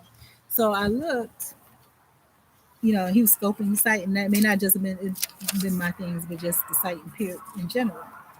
And so, in the first day, he was like, he's him for the duck pond, but he wasn't looking at the duck pond, okay? But so I opened my eyes to see, and I'm aware that now the guy that's sitting there is going to think I'm scoping him because of the way the whole dynamics of the conversation went. And so that's not what I'm doing. And that looks bad because then it makes me look like a desperate, lonely woman scoping out people, and that's not what's happening. And so, dang, I done set myself up, and so, you know, so what ends up happening in regards to that is as I'm listening to this recording, and I think it was at the moment where I was just like, okay, I don't care what people think, I need to make sure my stuff is secure. So I go to go check, and when I go to go check, he is indeed, scoping out and about. But when he sees me, he takes a stop and stops somewhere and just, talks, and then he comes back the other way, right? And so at that point, I back a little bit just to give him time to get back to where he's going. And I think this is when the recording happened. And I think somebody must have mentioned, oh, or maybe they drove past and saw him or something, you know, that's all your stuff out there. And he was like, no, that's another H word, individual stuff. And that's what got my gears going because I was like, what? I know this person's not referring to me as that. I don't like that. I don't subscribe to that. And maybe this is why, and this is the first time, without him or anybody really, because that's part of what the growth program is about. So I'll tell you all about the growth program in a minute. Is having people that are partnering with you. That's what the growth partnership is. Partnering with you to help you get from that level.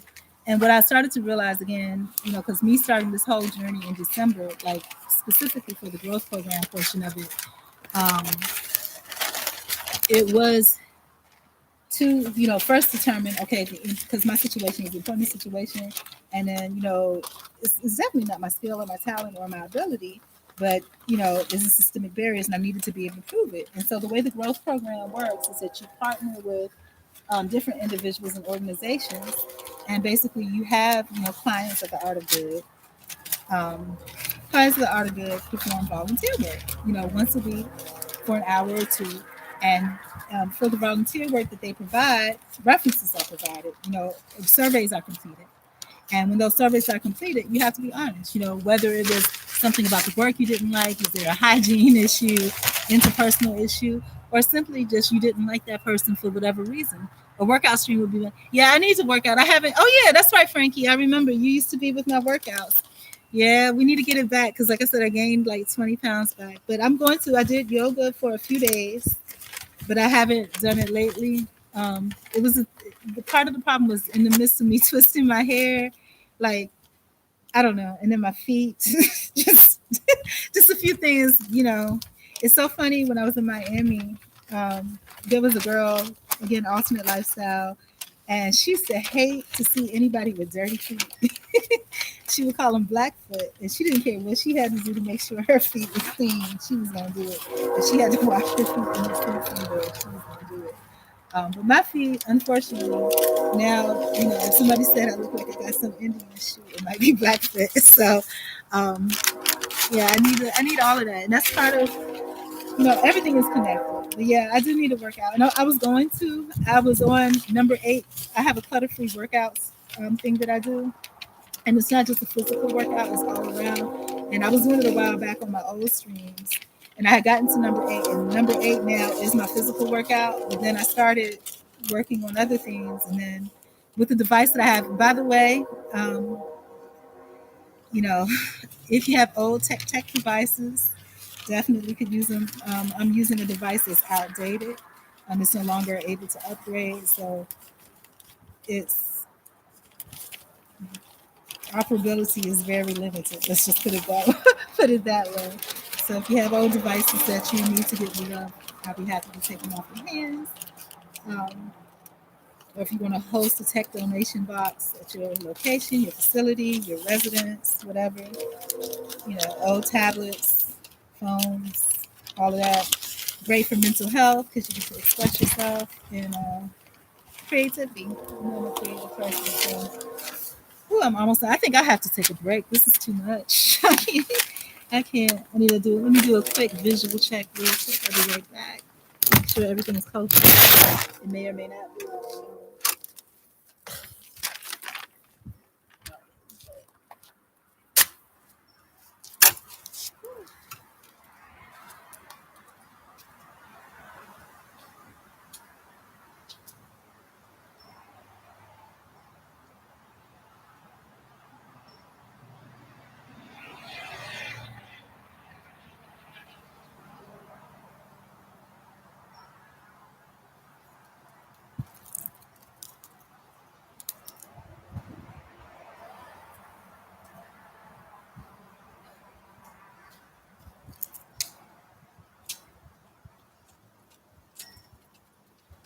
Okay, as far as I can see, I'm still good to go. I'll be so glad when this is done. I can't.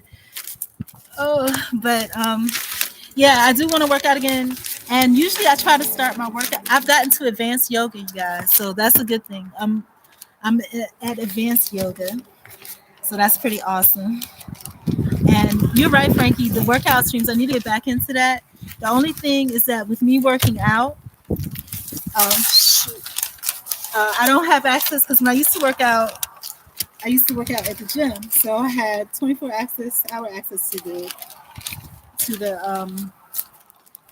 to Wi-Fi so that I could connect with you guys, and then I also had 24-hour access to the facility, and then with the device, I said like there's limitations as far as even the battery keeping charge and things like that. So I can't stay, I can't work out for 20 hours and live stream it.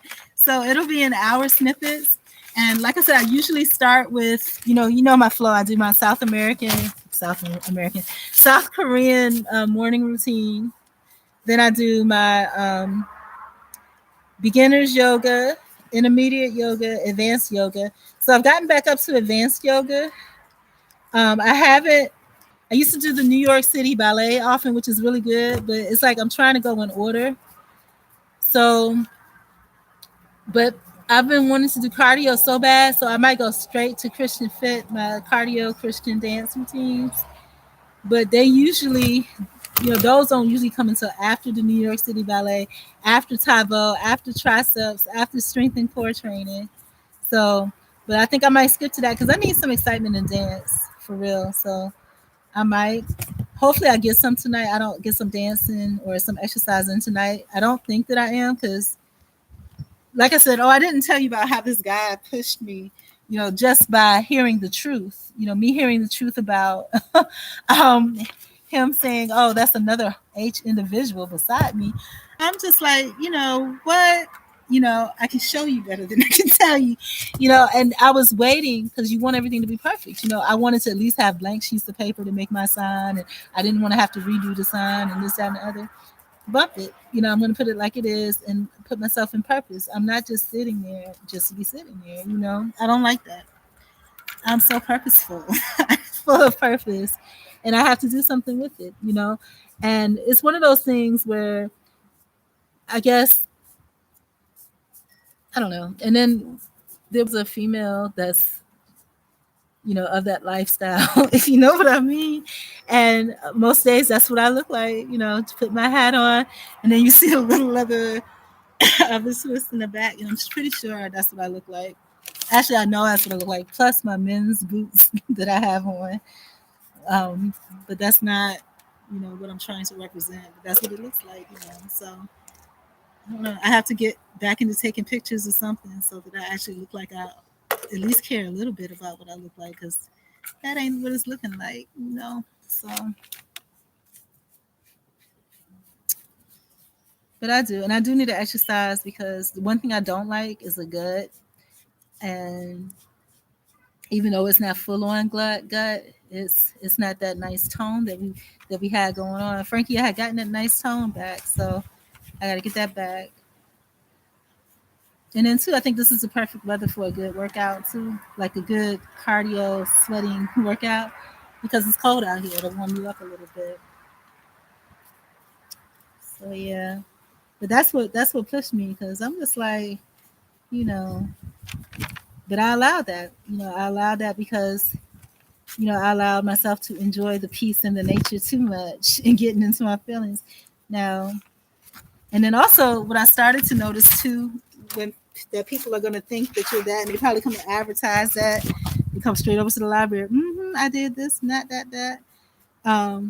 Is that as I was sitting there, I was kind of enjoying that too. People were starting to give me give me things, and part of me wanted to, immediately counter and be like, "Hey, we have what we need Wednesdays, and that's what we actually do our receiving, and these are the things we need." But I was just like, just receive, just receive. Sometimes, that's the best gift you can give someone else, is the ability to be able to give. So yeah.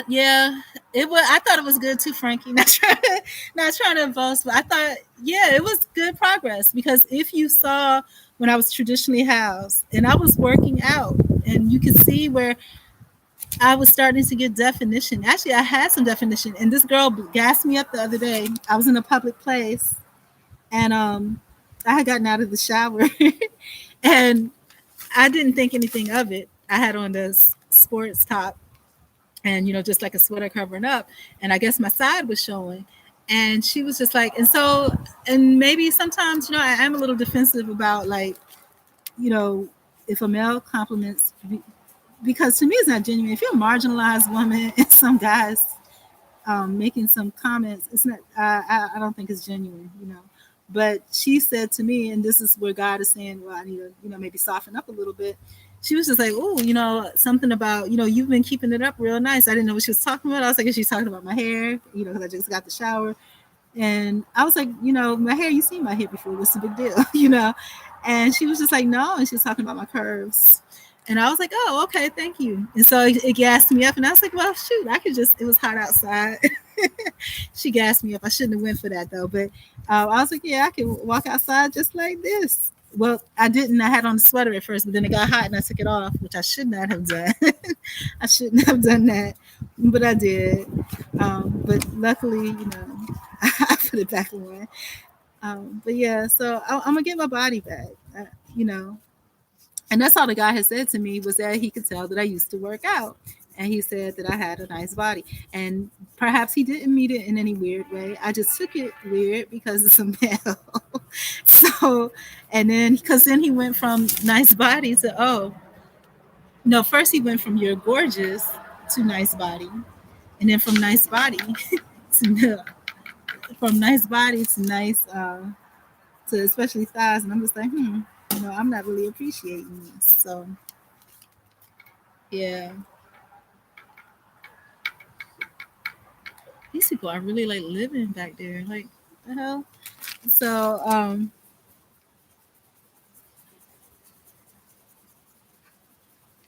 then the guy came out with this look on his face like I'm just minding my business back here. I'm going creeping from outside to stop. But anyhow, I just don't know, I don't get it. So yeah, so that gassed me up. But yeah, that's what, and this is another thing I wanted to talk about. Thursday, I have a newsletter called Reports, and basically it's a community engagement newsletter, and it's just basically about security and awareness and being aware of things around you. And the last one that I did was about how marginalized women in public places, that really are just, and I need to even, I put so much detestation on the word homeless, but then also the word marginalization in itself is something, because what it says is your mindset. Your mindset describes who you are. So even if you try to nice it up by saying marginalized, you're not marginalized unless you're allowing yourself to be pushed to the side. And I'm thankful, like I said again, for this guy that called me the H word, because that is definitely what I'm not, sir. I'm not that. And I don't like that. I'm not that. Not at all. I enjoy nature. I enjoy the outdoors. And, I enjoy everything that I do. And this is good because it's letting me know that the time is now. Whatever it is that you got, that's what you use to do what you got to do, you know. And the reports, like I said, about safety for women in public places. If you're a female, this is just my experience. There's no females here, but eventually maybe. Yeah, it is. Yeah, I think so too. So Frankie, in regards to that, in that physical fitness and all of that, I mean, it did change my mentality, my health, the way, my resilience, everything. And I think, like my mom said, the first thing you should do when you wake up in the morning is exercise. But the way that I have everything set up on my clutter-free workouts, it starts out with emergency, meaning that I'm making sure I'm looking around me, everything is safe. But again, you can't control everything because, like I said, who would think in the middle of the day somebody be around the corner on the library, you know, and waiting for somebody to leave a patio so they could charge? You know what I'm saying? I mean, like, I don't get it. But so but so yeah, my first thing is emergency, so like emerge and see what's going on, what's happening really out here in these here streets. And then the second thing that I have, and that's actually zero, is spiritual, and that's usually where I record my dreams, my dream logs, do my blessing with my Lord's Prayer, direct translation from Aramaic. And then I haven't done this in a while, but typically I've been reading. I started reading the whole Bible. I went back through in chronological order. The quote unquote Holy Bible is not in chronological order. So I'm now in Jasher. I went back to pick up those that I missed. Jasher chapter 32 is where I am now, but I haven't read in a while, probably in a few months. Um, And then after that, after spirituality, that's when I do my planning, planning for the day, what I'm going to do, how I'm going to do it, my timeline, all of that. Then after I do my planning, that's when I do quote unquote hygiene, which basically just consists of me brushing my teeth and maybe doing my hair. And clutter. And I go to clutter, basically where I'm doing inventory or cleaning up. Then from there, I do some meal planning. And which actually, talking about meal planning, let me share with you what I had today. It was really, really good. And this season is my favorite too because it's really economical. When you look at all of the things that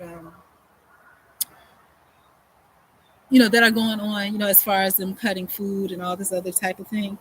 Um, I love teas and soups, and it actually is not fattening. So if you're habitually wanting to sip or drink or eat, that's the best thing. This morning, I made some blueberry tea, blackberry tea actually. So I had some frozen blackberries, and they were in a bottle with some lemon slices, and some water. And they've been there a couple days, so they got a chance to ferment, like inadvertently making your own alcohol. But I boiled it, just to get rid of all the bacteria. And then I put a cinnamon stick in it with it. And what I use a deep fryer to boil it. I use the strainer, to put all the hard parts, the blackberries, the lemon slices, the ginger. And I boiled it and I put some brown sugar in it and honey, and it was so good. I mean, really good. And then you can make it sweeter, or you can by adding more sugar, or more savory by not adding as much sugar. And I sipped on a few cups of that. It was so good. I could sit there and sip that all day. And then I had some blueberry cobbler cheesecake, and I poured some of the tea over it. It was really good. And then I also had some spaghetti.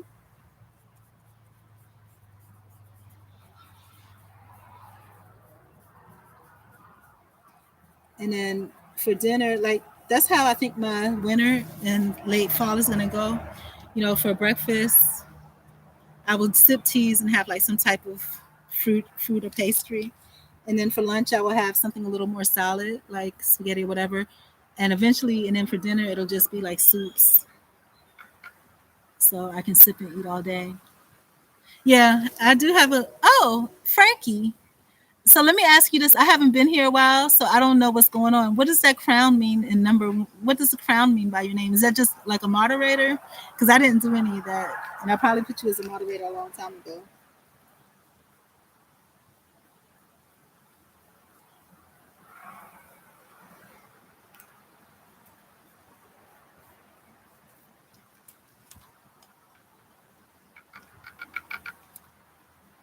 Oh, did you say pasta? She mean pasta? Do you mean pasta?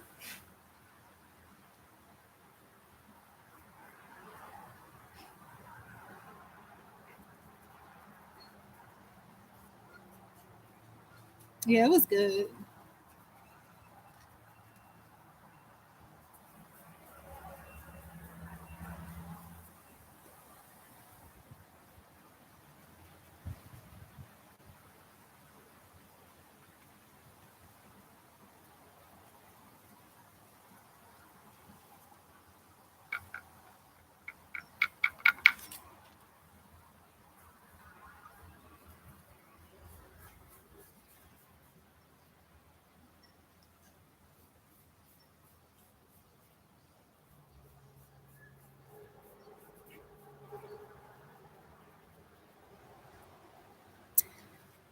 Okay, so I got the transformation part done. So that's all good in the hood. Then I just have the what we need Wednesdays, and I got to do the black, and then I'm good to go for show. For show, you right on for show.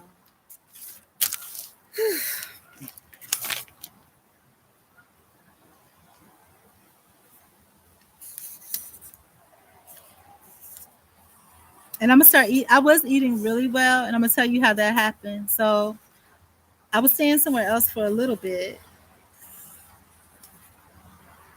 and as I was staying there, I decided I had a real bad craving. I had a real bad craving for for some oatmeal raisin cookies. So I decided to get some of them. And I was disappointed because they were so good. Well, they weren't actually good. I was like, oh, these are nasty. But then, of course, you just want something sweet. So you start to get used to it. And so you start to get used to it. But then, as I was savoring the flavor and reading over the ingredients, my heart just dropped because I thought I was doing the right thing and being healthy. Oatmeals, raisins, walnuts, all that good stuff that's good for your crown health. As you guys know, some of you guys know, my hair was thinning for a certain point at the front, and I think it's because people had tried to braid my hair, and my hair ain't made for all that all that wear and tear and pulling, and they didn't mean no harm. They didn't intentionally try to mess me up, but that's kind of what happened. And so, but it's going back. And what I used, if you have female friends or whatever, some flaxseed, some chia, and some hemp. It's a tri blend. You can get it at Walmart for like $10. And if you boil it, if the ladies will tell you, if you ever, flaxseed is good for your hair, basically. And if you ever go to the store, you'll see something that says like flaxseed gel. And I'm so tired. Okay, I just got one more page to do. Let me see if I can get that done. And then I might have to come back. I already started pouring the black paint though, so. Oh my God.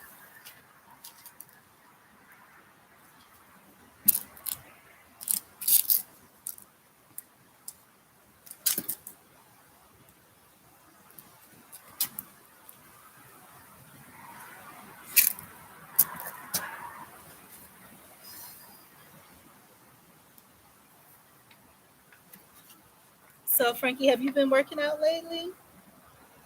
Gotten any workouts in? Have you stopped working out? Were you working out the last time I saw you? You right back.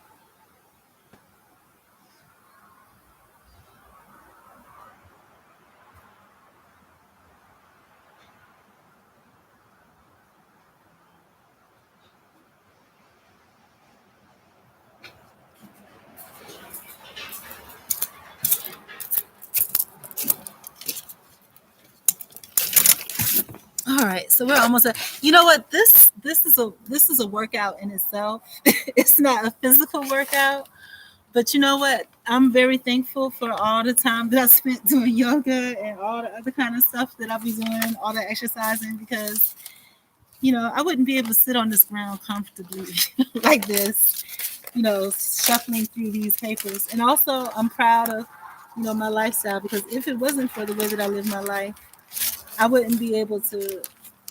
I mean, I would be embarrassed, but I'm not. I'm definitely not. I feel the rhythm and the sacredness of what I'm doing. This is purpose, and I'm actually very proud, proud of myself. Let me see. Ednesday. WEDNESWE. Yeah, I'm pretty proud of myself. So we got 60 WEDNESDAY. 9 times 5, 9 times 6, 9 times 7, like 6. Okay. 2, 3, 4, 5, 6.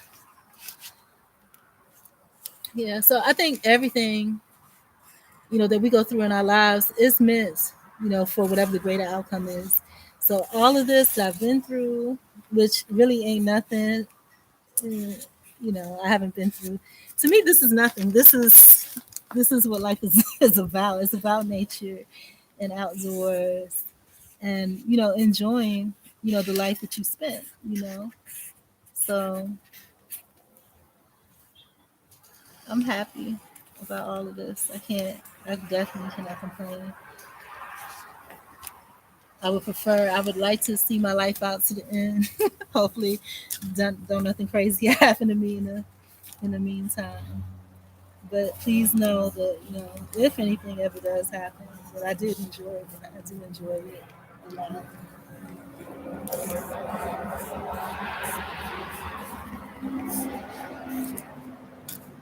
Oh, so when I was talking about reports, the reports newsletter, that's what it's about. Women, because that's what scared me. And marginalized women, especially women that are to themselves in public places. And like I said, I need to start changing the mind frame with that too, because marginalization, homelessness, or whatever other negative word that you can say that says that you are not the best of the best and everything that you are, it's a mindset. You've chosen to describe yourself that way. You've chosen to live your life that way, like you crawled out from under a rock or whatever. And it doesn't have to be that. You know what I'm saying? Now, I do believe in reality. And, I can truly say that I've walked past the mirror or two and I've been shocked at the way that I look. I can truly say that. I'm not I'm not gonna lie. I do look like I fit the profile of that. And I do look, and I've had a lot of comments that I look like a man. I do, you know, that is true too. I can see that. I can clearly see that. So I deal with reality on that. But as far as our mindset and who we are spiritually, we have to make sure that we represent that well. And I deserve every bit of that, you know. And I have to remember that, because sometimes I think that, those of us that are quote unquote good people, we are people pleasers to a certain extent. So if it makes you more comfortable to feel this type of way or that type of way about me, I have to admit that sometimes I will deflate myself to that because I want you. Oh man, I messed up this sheet of paper again. Oh, I can't. Maybe I can paint over it. I think I can paint over it and be okay.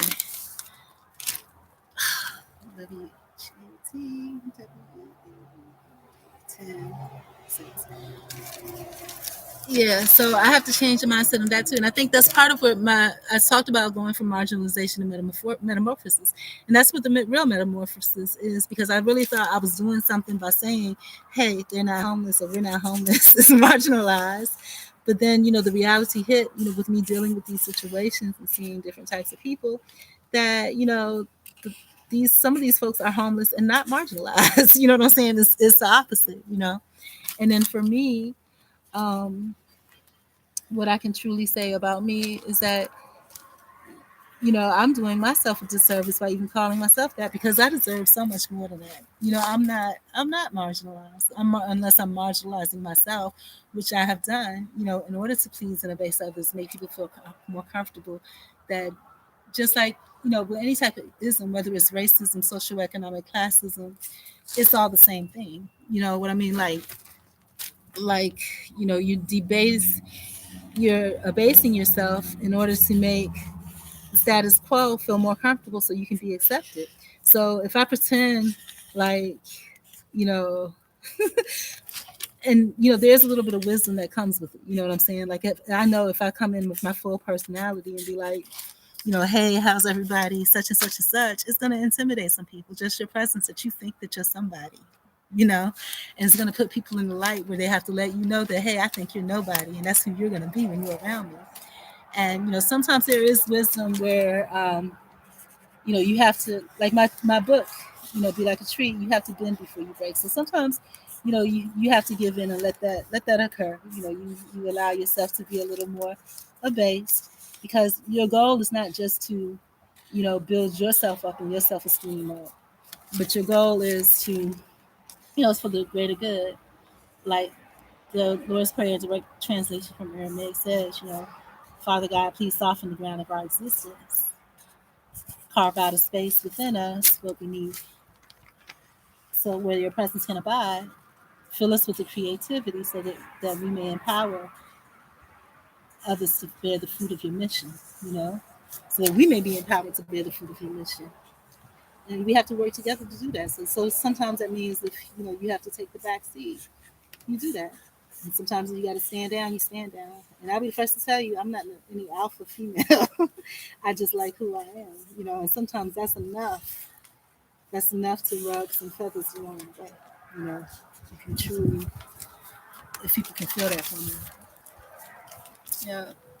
But then also, going through this lifestyle, what I'm learning as well is that sometimes it's not even all that. Sometimes, you are thinking too much into it. Sometimes people just want to be cool and just want to vibe. And I'll be the first to tell you I ain't the cool, I definitely ain't the coolest on it. I always have to have a purpose. I always have to be doing something. And it always has to be official because I like a controlled environment. But everything ain't always gonna be controlled. And that's what makes life fun, the diversity in it. If there was 100 people that was all wild and crazy, that wouldn't be fun. If there's 100 people that's always stiff and proper, that won't be fun either. So you need to mix it up a little bit. Yeah, but today is almost over. Is it? Yeah, it's almost over. So I'm still gonna stick my sign in the ground. But if I get everything painted in time. But the good thing is that it'll be ready for the next time, if the next time comes. And then what I'm noticing too about people, like I said, sitting there, people start offering you stuff, for sure that you definitely fit the bill or there's been enough talk. And one thing I can say that's kind of complimentary about that is that, with the perception that people have of you, you know, with me going to the churches and trying to do what I was trying to do, I got the feeling like I was a stray dog, and it was a real sad feeling to me because I've seen stray dogs, beautiful dogs, with collars and everything, that from far away I couldn't even tell it was a dog. It was so skinny and real thin, and I haven't seen that dog since. I'm pretty sure it just fell apart and died. And how people just drive by like it's nothing. And then I think about me sometimes sitting in the park and how, with me visiting the churches, church right across the street, church right down the street. There's so many churches, like 6 or 7 of them right here. And how I'm pretty sure, you know, and having volunteered at these churches, there's tons of food that they throw away all the time and drive right past people. At this particular part, there's signs that say "Don't feed the wildlife," but people do feed the wildlife, and in those people that are parts of churches that have been asked where they have additional bread and things like that, which they do because they bring truckfuls of it to the park to feed the wildlife, where there's signs that say "Don't feed the wildlife," they would not dare give it to a human being. It's crazy, right? And that's the world we live in, And the thing is that you have to be satisfied with what you are and what you give. And then also you have to be careful because sometimes, again, that Lord's Prayer directly from Aramaic, there's a portion that says, help us to, not get entangled in the things that will divert us from our true purpose. And a lot of times there are things to do. I talked about my homes and I'm just like, maybe it's okay just to indulge a little bit, but it's not because, and I know this from, past history as well, because the time that you're taking to indulge in that, somebody may actually need something fruitful. Somebody may actually need to have a real conversation or a real connection. But if your mind is all over the place, I mean, you don't really leave much room for that to happen. Or you put them in a situation where, it becomes a liability, to even communicate with you because you're all over the place with that. Yeah, so it's a responsibility that we have, I think, to each other.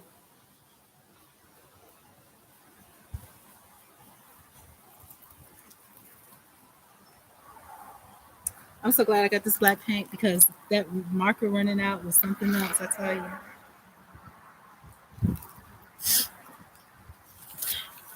Okay, well, thank you. So now, Frankie, it's a good thing I don't know you in person because comments like that, and I know it's said out of love because you've been with me for a while.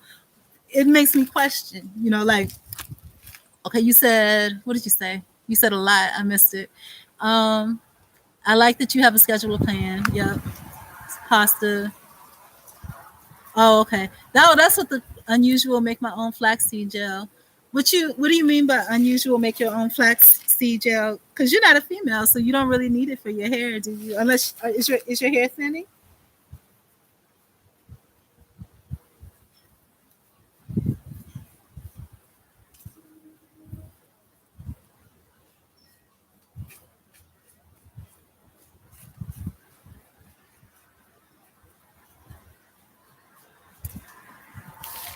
And then what else? I was bike riding a lot. Bike is down for the moment for some maintenance. I slowed down when I did need to. Back on track. Okay, that's good. I haven't rode a bike since Orlando. I'm scared to ride a bike down here. It's kind of country and people. I don't know. I just when I was in Orlando, I was doing the bike thing. Lights on the wheels, lights on my fingertips, hair blowing in the wind. It was beautiful.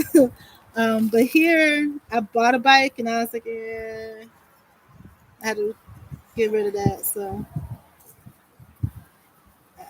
I can't do the bicycle down here. I love walking down here though. I think they need to fix the sidewalks. Have more sidewalks available. From what I hear, they're trying to get public transportation out here, like buses. I'm really against that because the traffic to me is bad enough in itself. And I think they need to work on the sidewalks first. They're just thinking about money. Get the sidewalks fixed, to promote healthiness. Because I literally can walk from one. Valdosta is only 5 miles long, long for one. But I love to walk. I can walk all the way. It's just some places, but I think some places they just don't want sidewalks there because they don't want traffic, foot traffic. But yeah. Oh, this is a comment that I had a question about, Frankie. Like you were saying, that's all I want is for you to be your authentic self. Have I ever showed you anything? Well, you tell me, have you seen anything that, and be honest, and this is what the growth partnership is about, okay? And I don't think I've explained it here before, but the growth partnership, basically, you're looking for opportunities to bring individuals, and I used to say marginalized, but I might have to change that too, from a foundational level of growth to an elevated level of growth. So um, at the foundational level of growth, basically, you're in defense mode, okay? You're just setting goals, you're working on being resilient, um, you're looking for opportunities, you're trying to use wisdom in work, so you're not just hopping on a job. Because this is one thing I remember when I was court ordered to homelessness. Everybody was just bragging about, I got 2 jobs, I got 3 jobs. Who cares? You know what I'm saying? A job is a job, you know. And the thing about it is that it's one thing to have a job, but it's the thing about being sustainable. Do you have sustainability? You know, and a lot of times what causes fluctuations in sustainability are again social dynamics and systemic barriers. When you're dealing with people that have been homeless or been institutionalized in any way, whether it be prison, mental health, whatever, you're dealing with people that have been taught not to trust their own mindset, their own presence, you know? And so you're going to have situations where there are people, because they'll say, like they said, survival of the fittest, that are going to gaslight you to make you think that you're less than what you are so that they can keep to being where they are. You understand me? So it's not about that. So using wisdom in work where you're not getting a job just so that you can say you have a job, but you're actually finding something sustainable and you're demonstrating to yourself that you are a sustainable person. And then from that, truth and time management. You're not just giving your time to people. Because like I said, as this type of woman that looks the way that I look today and every day, sometimes better, sometimes worse. Sometimes you want to have a conversation with what appears to be a normal person, but these people that are normal people ain't really all that normal at all. These people got some, when you get to know them, you start to see some of the things that they really are. And the truth about me too, I still think about this individual because I think, low key, I probably had a little crush.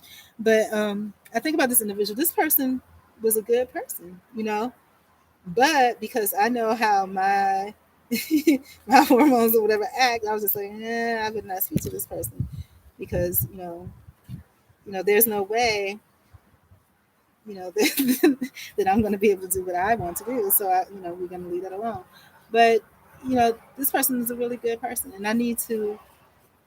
And they probably think about me. Okay, I thought I saw this little old lady that needed some help, and she's just as weird as she want to be. But they don't understand there's a reason behind the weirdness. So it's just so we got to understand it's a tit for tat. We have opinions about other people. Other people have opinions about us. It's just the way it is. And to you, whatever opinion you have about them might be true and valid, but they feel the same about you, based on their experience and the experience that you gave them, right? So I don't know. And I still go back and I remember, working at the library in Miami part time and paying all my bills and enjoying, being a bobblehead on the beach. And, when I first moved to Overtown.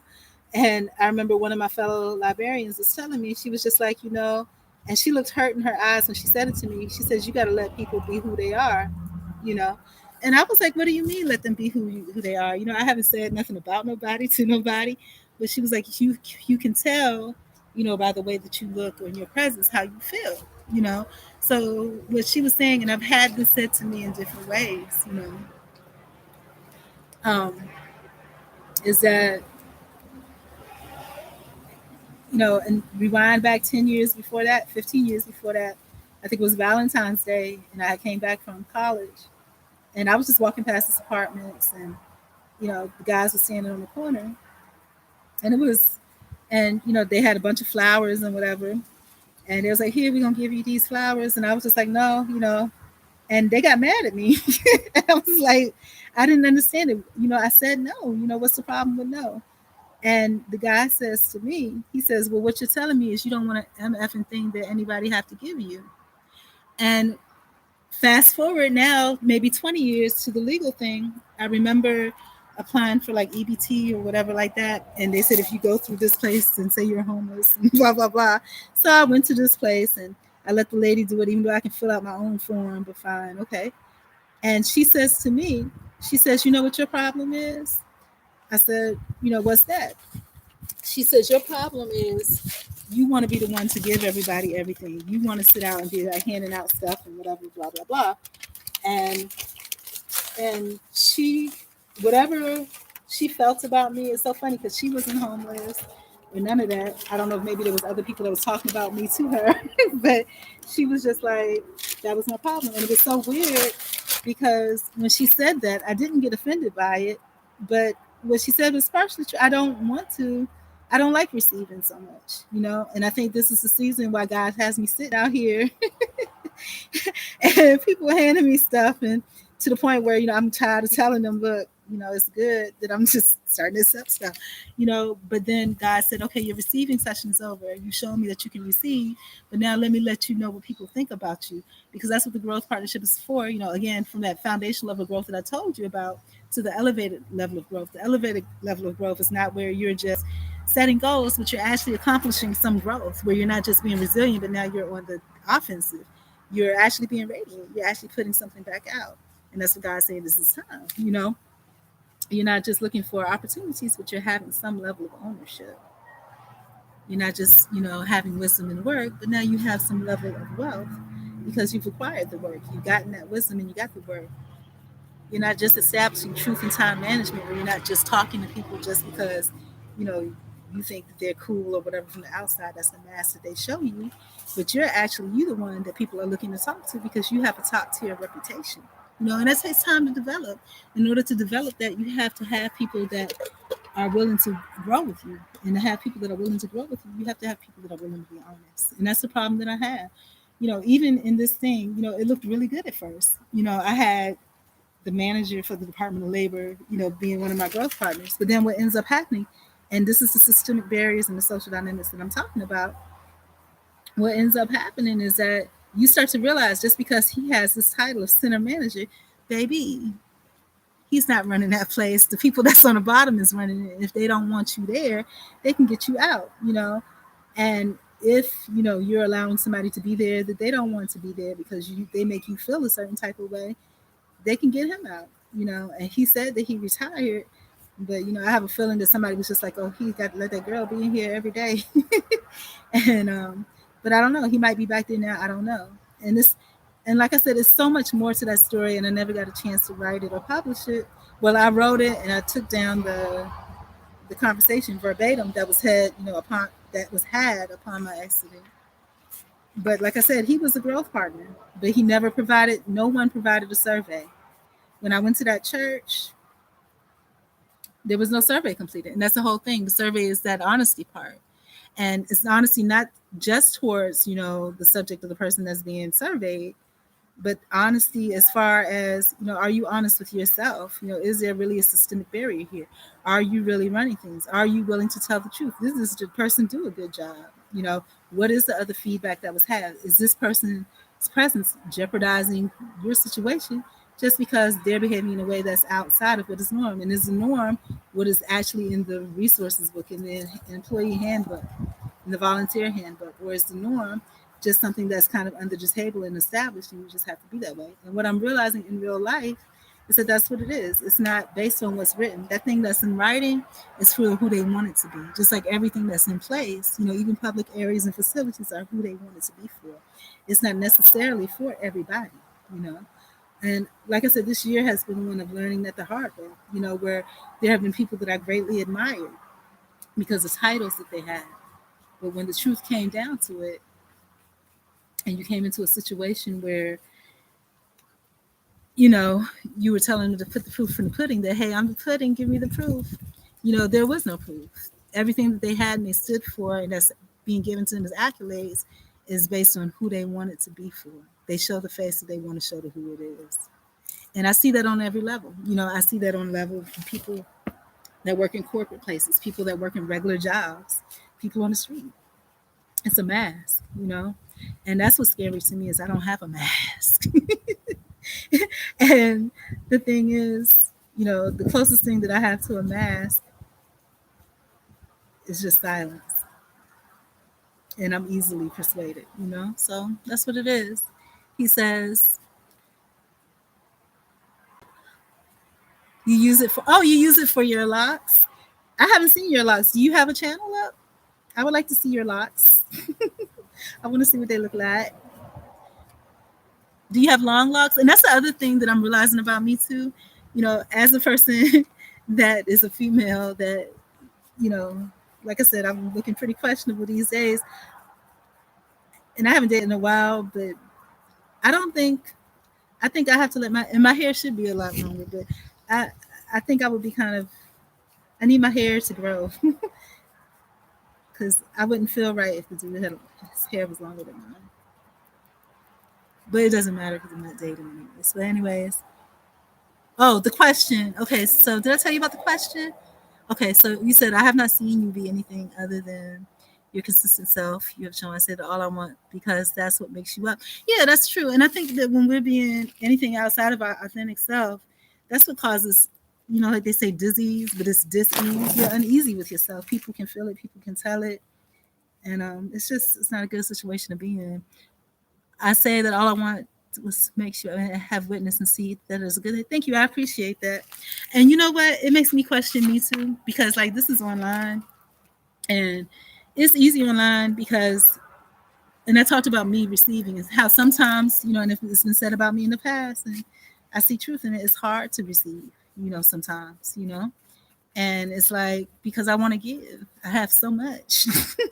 And I've said this to pastors, I said this to everybody, but ain't nobody receiving, anybody trying to get there. So, but the thing about it is like, I'm receiving this online, and like I said, there's not whole lot going on here, but I think, eventually as I get more polished, God willing, there will be more traffic and things like that. But I appreciate the intimacy. I appreciate, having authentic conversations and communications, and not where, there's a whole bunch of drama going on and stuff. I appreciate that kind of thing. And the thing about it is, and I question myself, because am I an authentic person? It's easy for me. This is online, so it's nothing. I can't see the person on the other end. And hey, if I'm not feeling what you say, I can just ignore you, or I can just, hide your comments, so I can't see it. But if you were a real life person, you know what I'm saying, like a person that's, in my atmosphere, breathing the air that I breathe, would I receive it the same way? Would I be super suspicious about everything you say, or would I discredit you? Or because like I said, online I can't see who's there. I don't know who's here and who's not, except I can look at the number of people that I hear and the number of people chatting. I can tell by that. But when there's more than that, I don't know who's who. And so, if you were a real live person, like in my atmosphere, would I interact with you this way? Would I accept anything that you have to say about my authentic self? And so, and this is another question that I've had for myself over the past few days too. I like to think I'm a good person, but could it be that I'm Satan? Could it be that I'm the bad person? Because I think about, the people that have come just over the past week. It's so weird to me. I'm out of breath. I can't even. But I think about that, and I just think about that, that sometimes, inadvertently you hurt people. And that's why I say to myself, I don't want to hurt nobody and trying to be hurt. But yeah, that's it. So that's all I had to say. But thank you. I appreciate that. And so maybe it's good that I don't know, I don't, have any visuals, because if I have visuals, people have perceptions about that. Just like me looking at the visual of me, if I didn't know who I was, I would have a perception about it. And for me, my appearance changes like drastically, depending on my mood, depending on hair, a lot of things. So, you know. But yeah, that's what drove me. So, have you ever had a situation where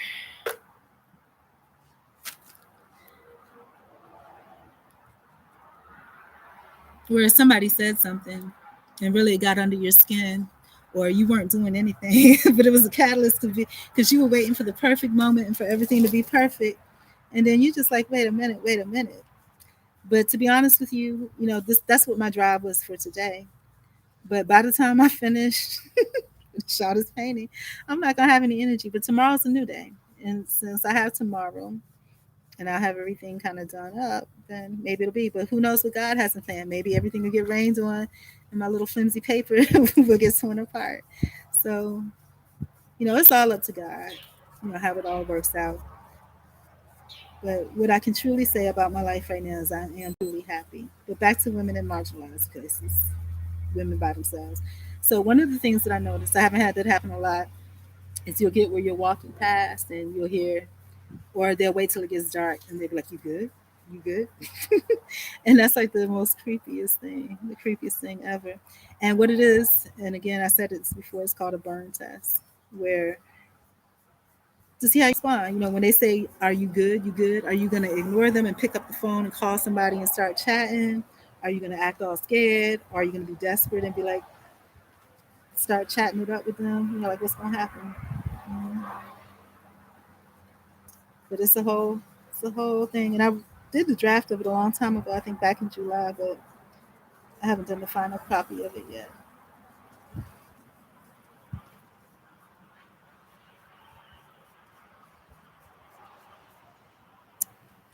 Um, I don't have a channel where something's going on. Hold on.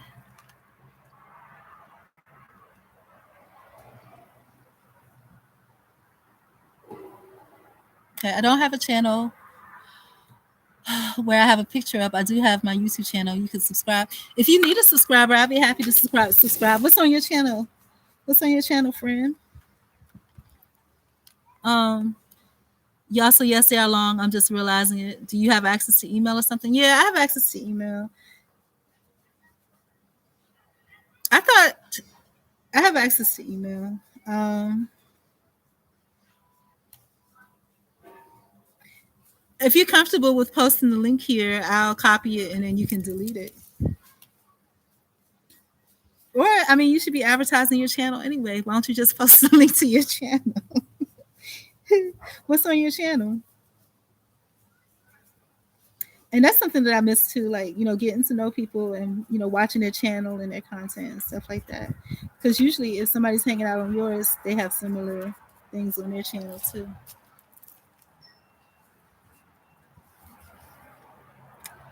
I have zero perception changes of changing myself. But then again, And it's good. Is there a reason like you don't like? For me, I'm open about everything, and I post, you know, because it's just what it is, and I kind of like myself. So, but is there a reason that you don't like post you? Is it because? And then again, another thing is I'm pretty obsolete, so don't nobody see anyway, so don't nobody really care. So,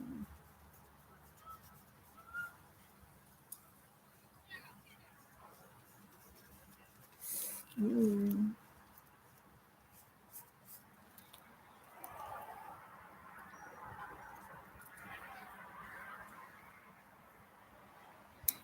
Yeah, that's a pretty mature way to think. One of the things that I have adopted, like over the past few months, is that I allow others to believe what they believe. Allow others to feel what they need to feel and believe what they need to believe. I keep my peace because you can't change that, and people feel the way they feel and perceive the way they perceive and believe that they what they want to believe for a reason, and you can't change that. You have to allow them to do that because they have to live through whatever it is they're living through, and if whatever opinion or belief they have is what's helping them through, let them let them have it. And that's another thing I was talking about last night too, how you know I got defensive because somebody said something about what I do on my device. They're just like, "Oh, you just write about your feelings," and I'm just like, first of all, I didn't say this, of course, because I can't. It's too much talking, and I don't have the energy. But it's like I only said that to one person, and depending on, and I said that to this particular individual because I was trying to belittle myself because I guess I wanted them to feel a certain way. So I was like, yeah, I just write my feelings, but that's not at all what I do. But I mean, that is part of what I do because you have to start with your feelings, and then you go from your feelings to your publishings and all of that, and so that's where it all starts. And I thought about like some of these people that I'm thinking about, I have in my spirit. They had this YouTube channel where I forgot the name of it because I haven't been online like that, where it's like there's friends or acquaintances and they tell the truth about each other to each other, but they're back to back and they're having like this open channel discussion where they may not have seen each other for a while, but it's things I want to share that really you ain't supposed to share. But I just want to say, because I think that's part of being an artistic person. You have to be honest. You know what I'm saying? It's like your feelings and your thoughts and whatever, for better or worse. It has to be true. You can't just be making stuff up because it sounds good or look good. I'm not about all that.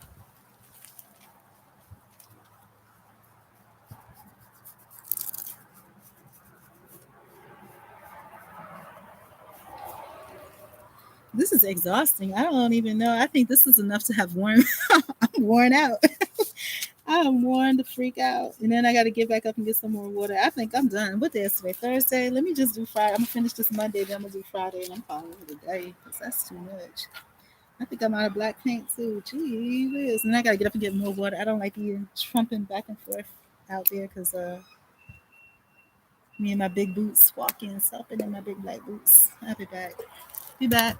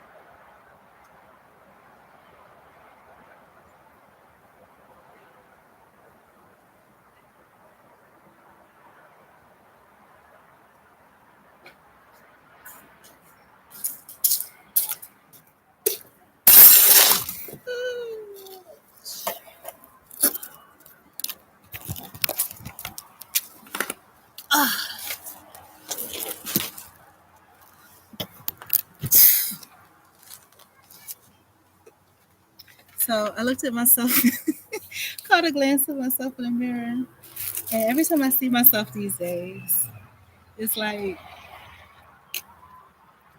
I want to sing this song. Silver gray hair. That's all, Mama, right?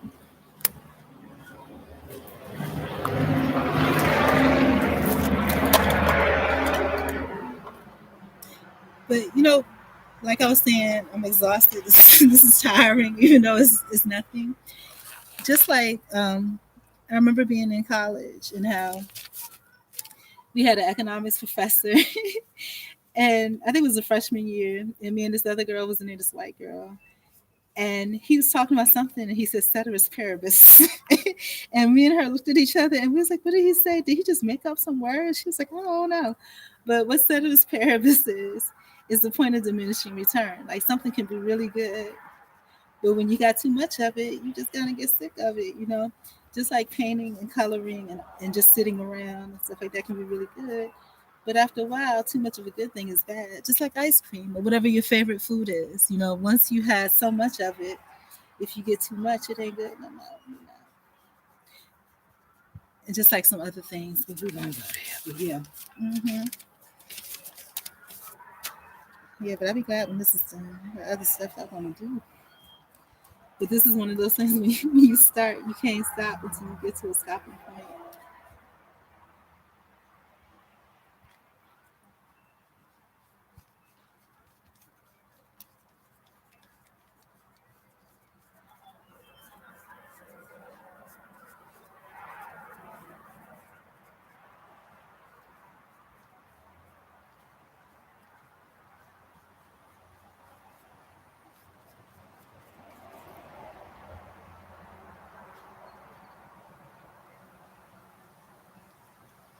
When you get back, if you get a chance, share with me what are three things. Because again, it's Thankful Thursdays. What are three things that you're thankful for the first time in the past 7 days? So it can't be something that you're always thankful for, but three things that you're thankful for that you've just experienced in the past 7 days.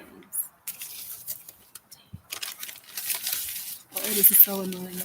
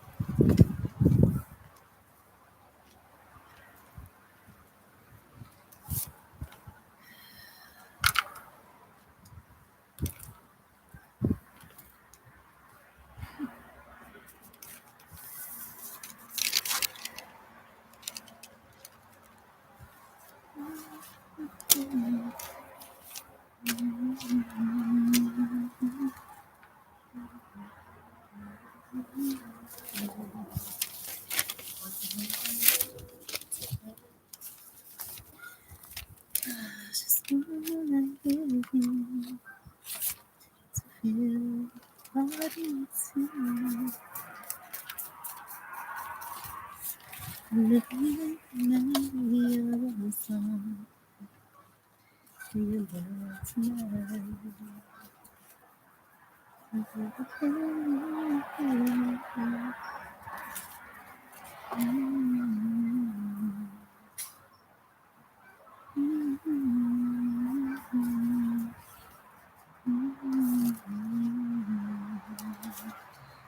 give my all to that. Just one night with you. To feel all next to me. To feel the warmth. Living in the memory of a time. Tonight. Baby, can you feel me? I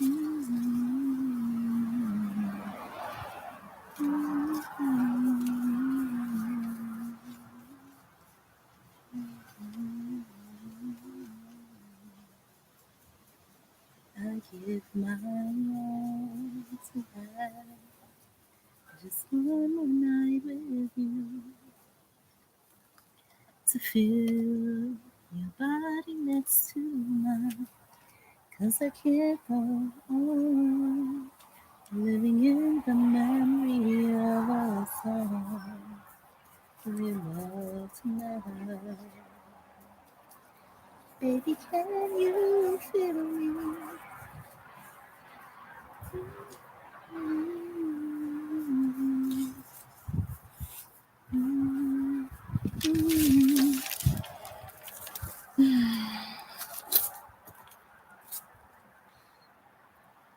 Give my all to have just one more night with you. To feel your body next to mine. Oh, living in the memory of a song for your love tonight. Baby, can you feel me?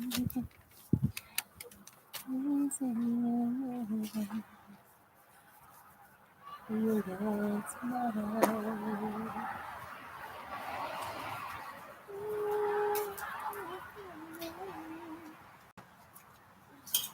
For your love tonight.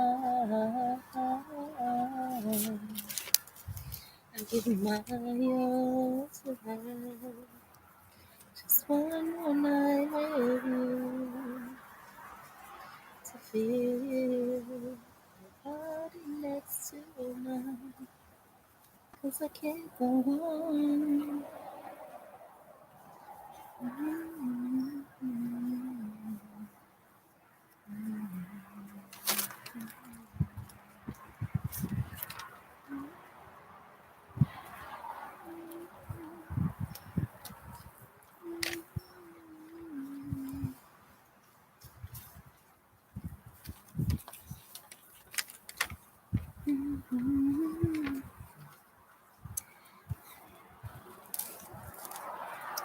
Give my all to have just one more night with you. You feel your body next to mine. Can't go on. Memory of a song for your love tonight.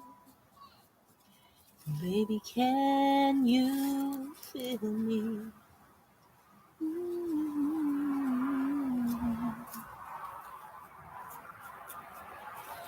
Give my all to have just one more night with you. To feel your body next to mine. You go on living in the memory of the song for your love tonight. Baby, can you feel for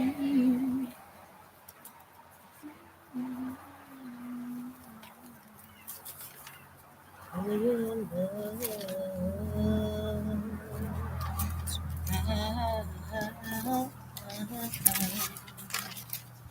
If my love to have just one baby to feel my body next to your body.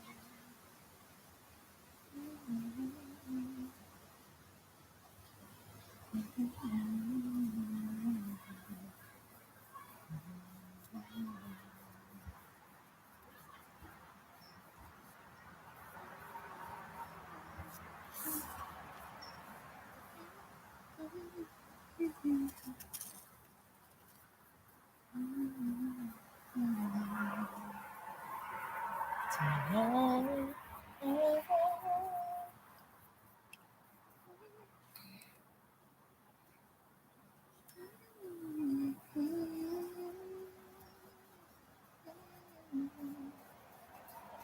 so here's my lesson down.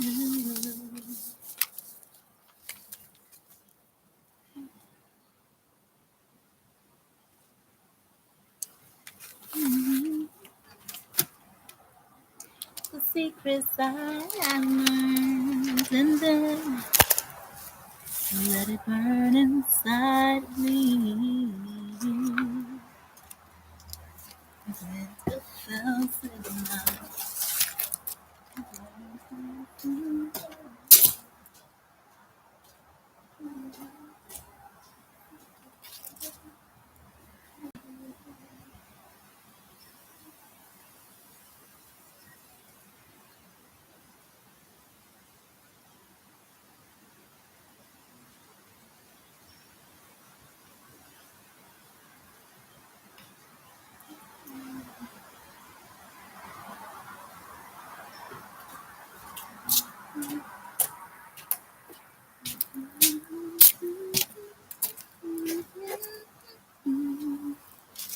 all at once.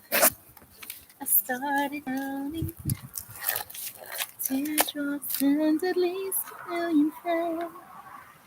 My eyes began to swell, and all my dreams were shattered all at once. All at once, the smile that used to bring me brighten someone else's day. She took your smile away and left me with just memories all at once. Ever since I met you, you're the only love I've known, and I can't forget you, though I must face it all alone. All at once, I'm drifting on a lonely sea, hoping you'd come back to me. And that's all that matters now. All at once.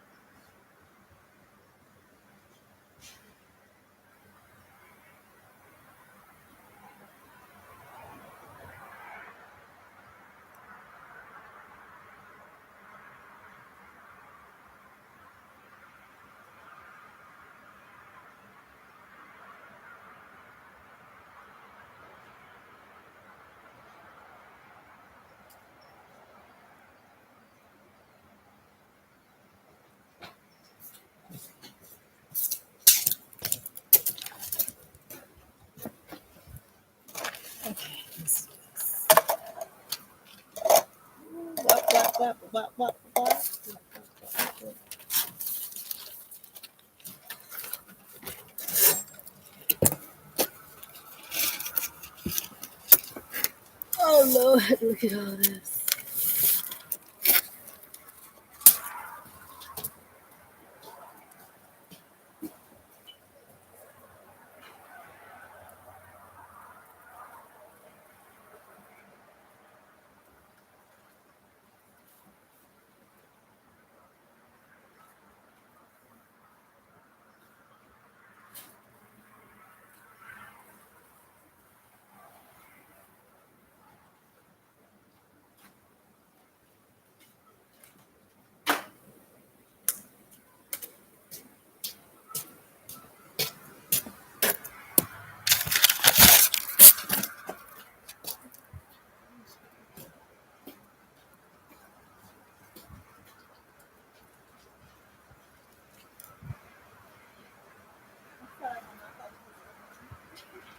Sure.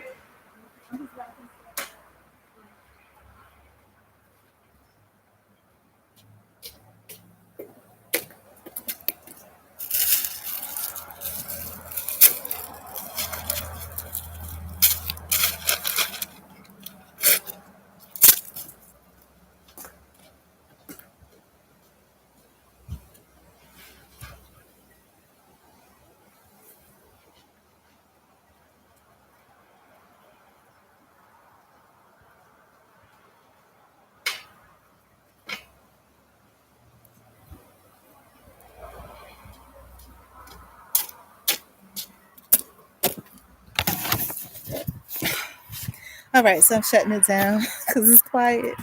And yeah, this is scary, but we're gonna take care of this. We'll look better the next time. Maybe I don't know. It's not about the outside; it's about the inside, right? But I'll let you know how everything goes. We're gonna start off tomorrow. It'll probably be 0, but you got to start somewhere. And that's the one thing I was telling someone. And I'm gonna leave it at this: that you can't. The 2 readers I grew up with was people need people and never give up.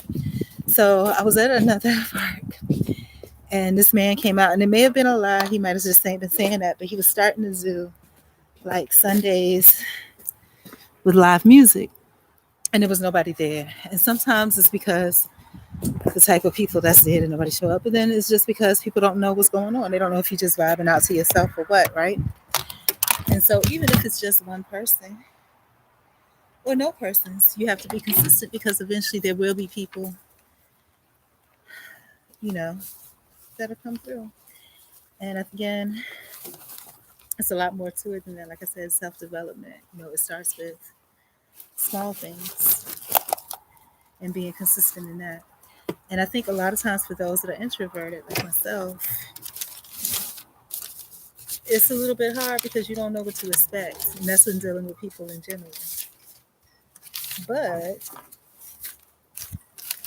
when you have a purpose, you know what the expectation is. So that makes it a lot better.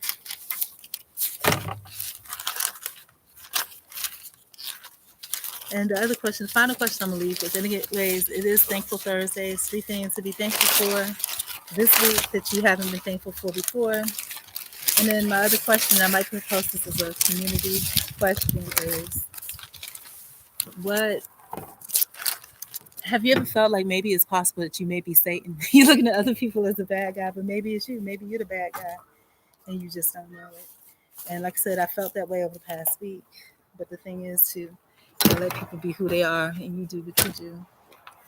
And then that's it. So anyways, I'm out because folks heading over to my location. And if you see me with a bunch of bruises the next time I mean somebody beat me up, I hope nobody don't beat me up. But we'll see how things go. Like I said, it's a different lifestyle. I've been pretty happy and pretty fortunate so far. I love you with the love of Christ. Bye.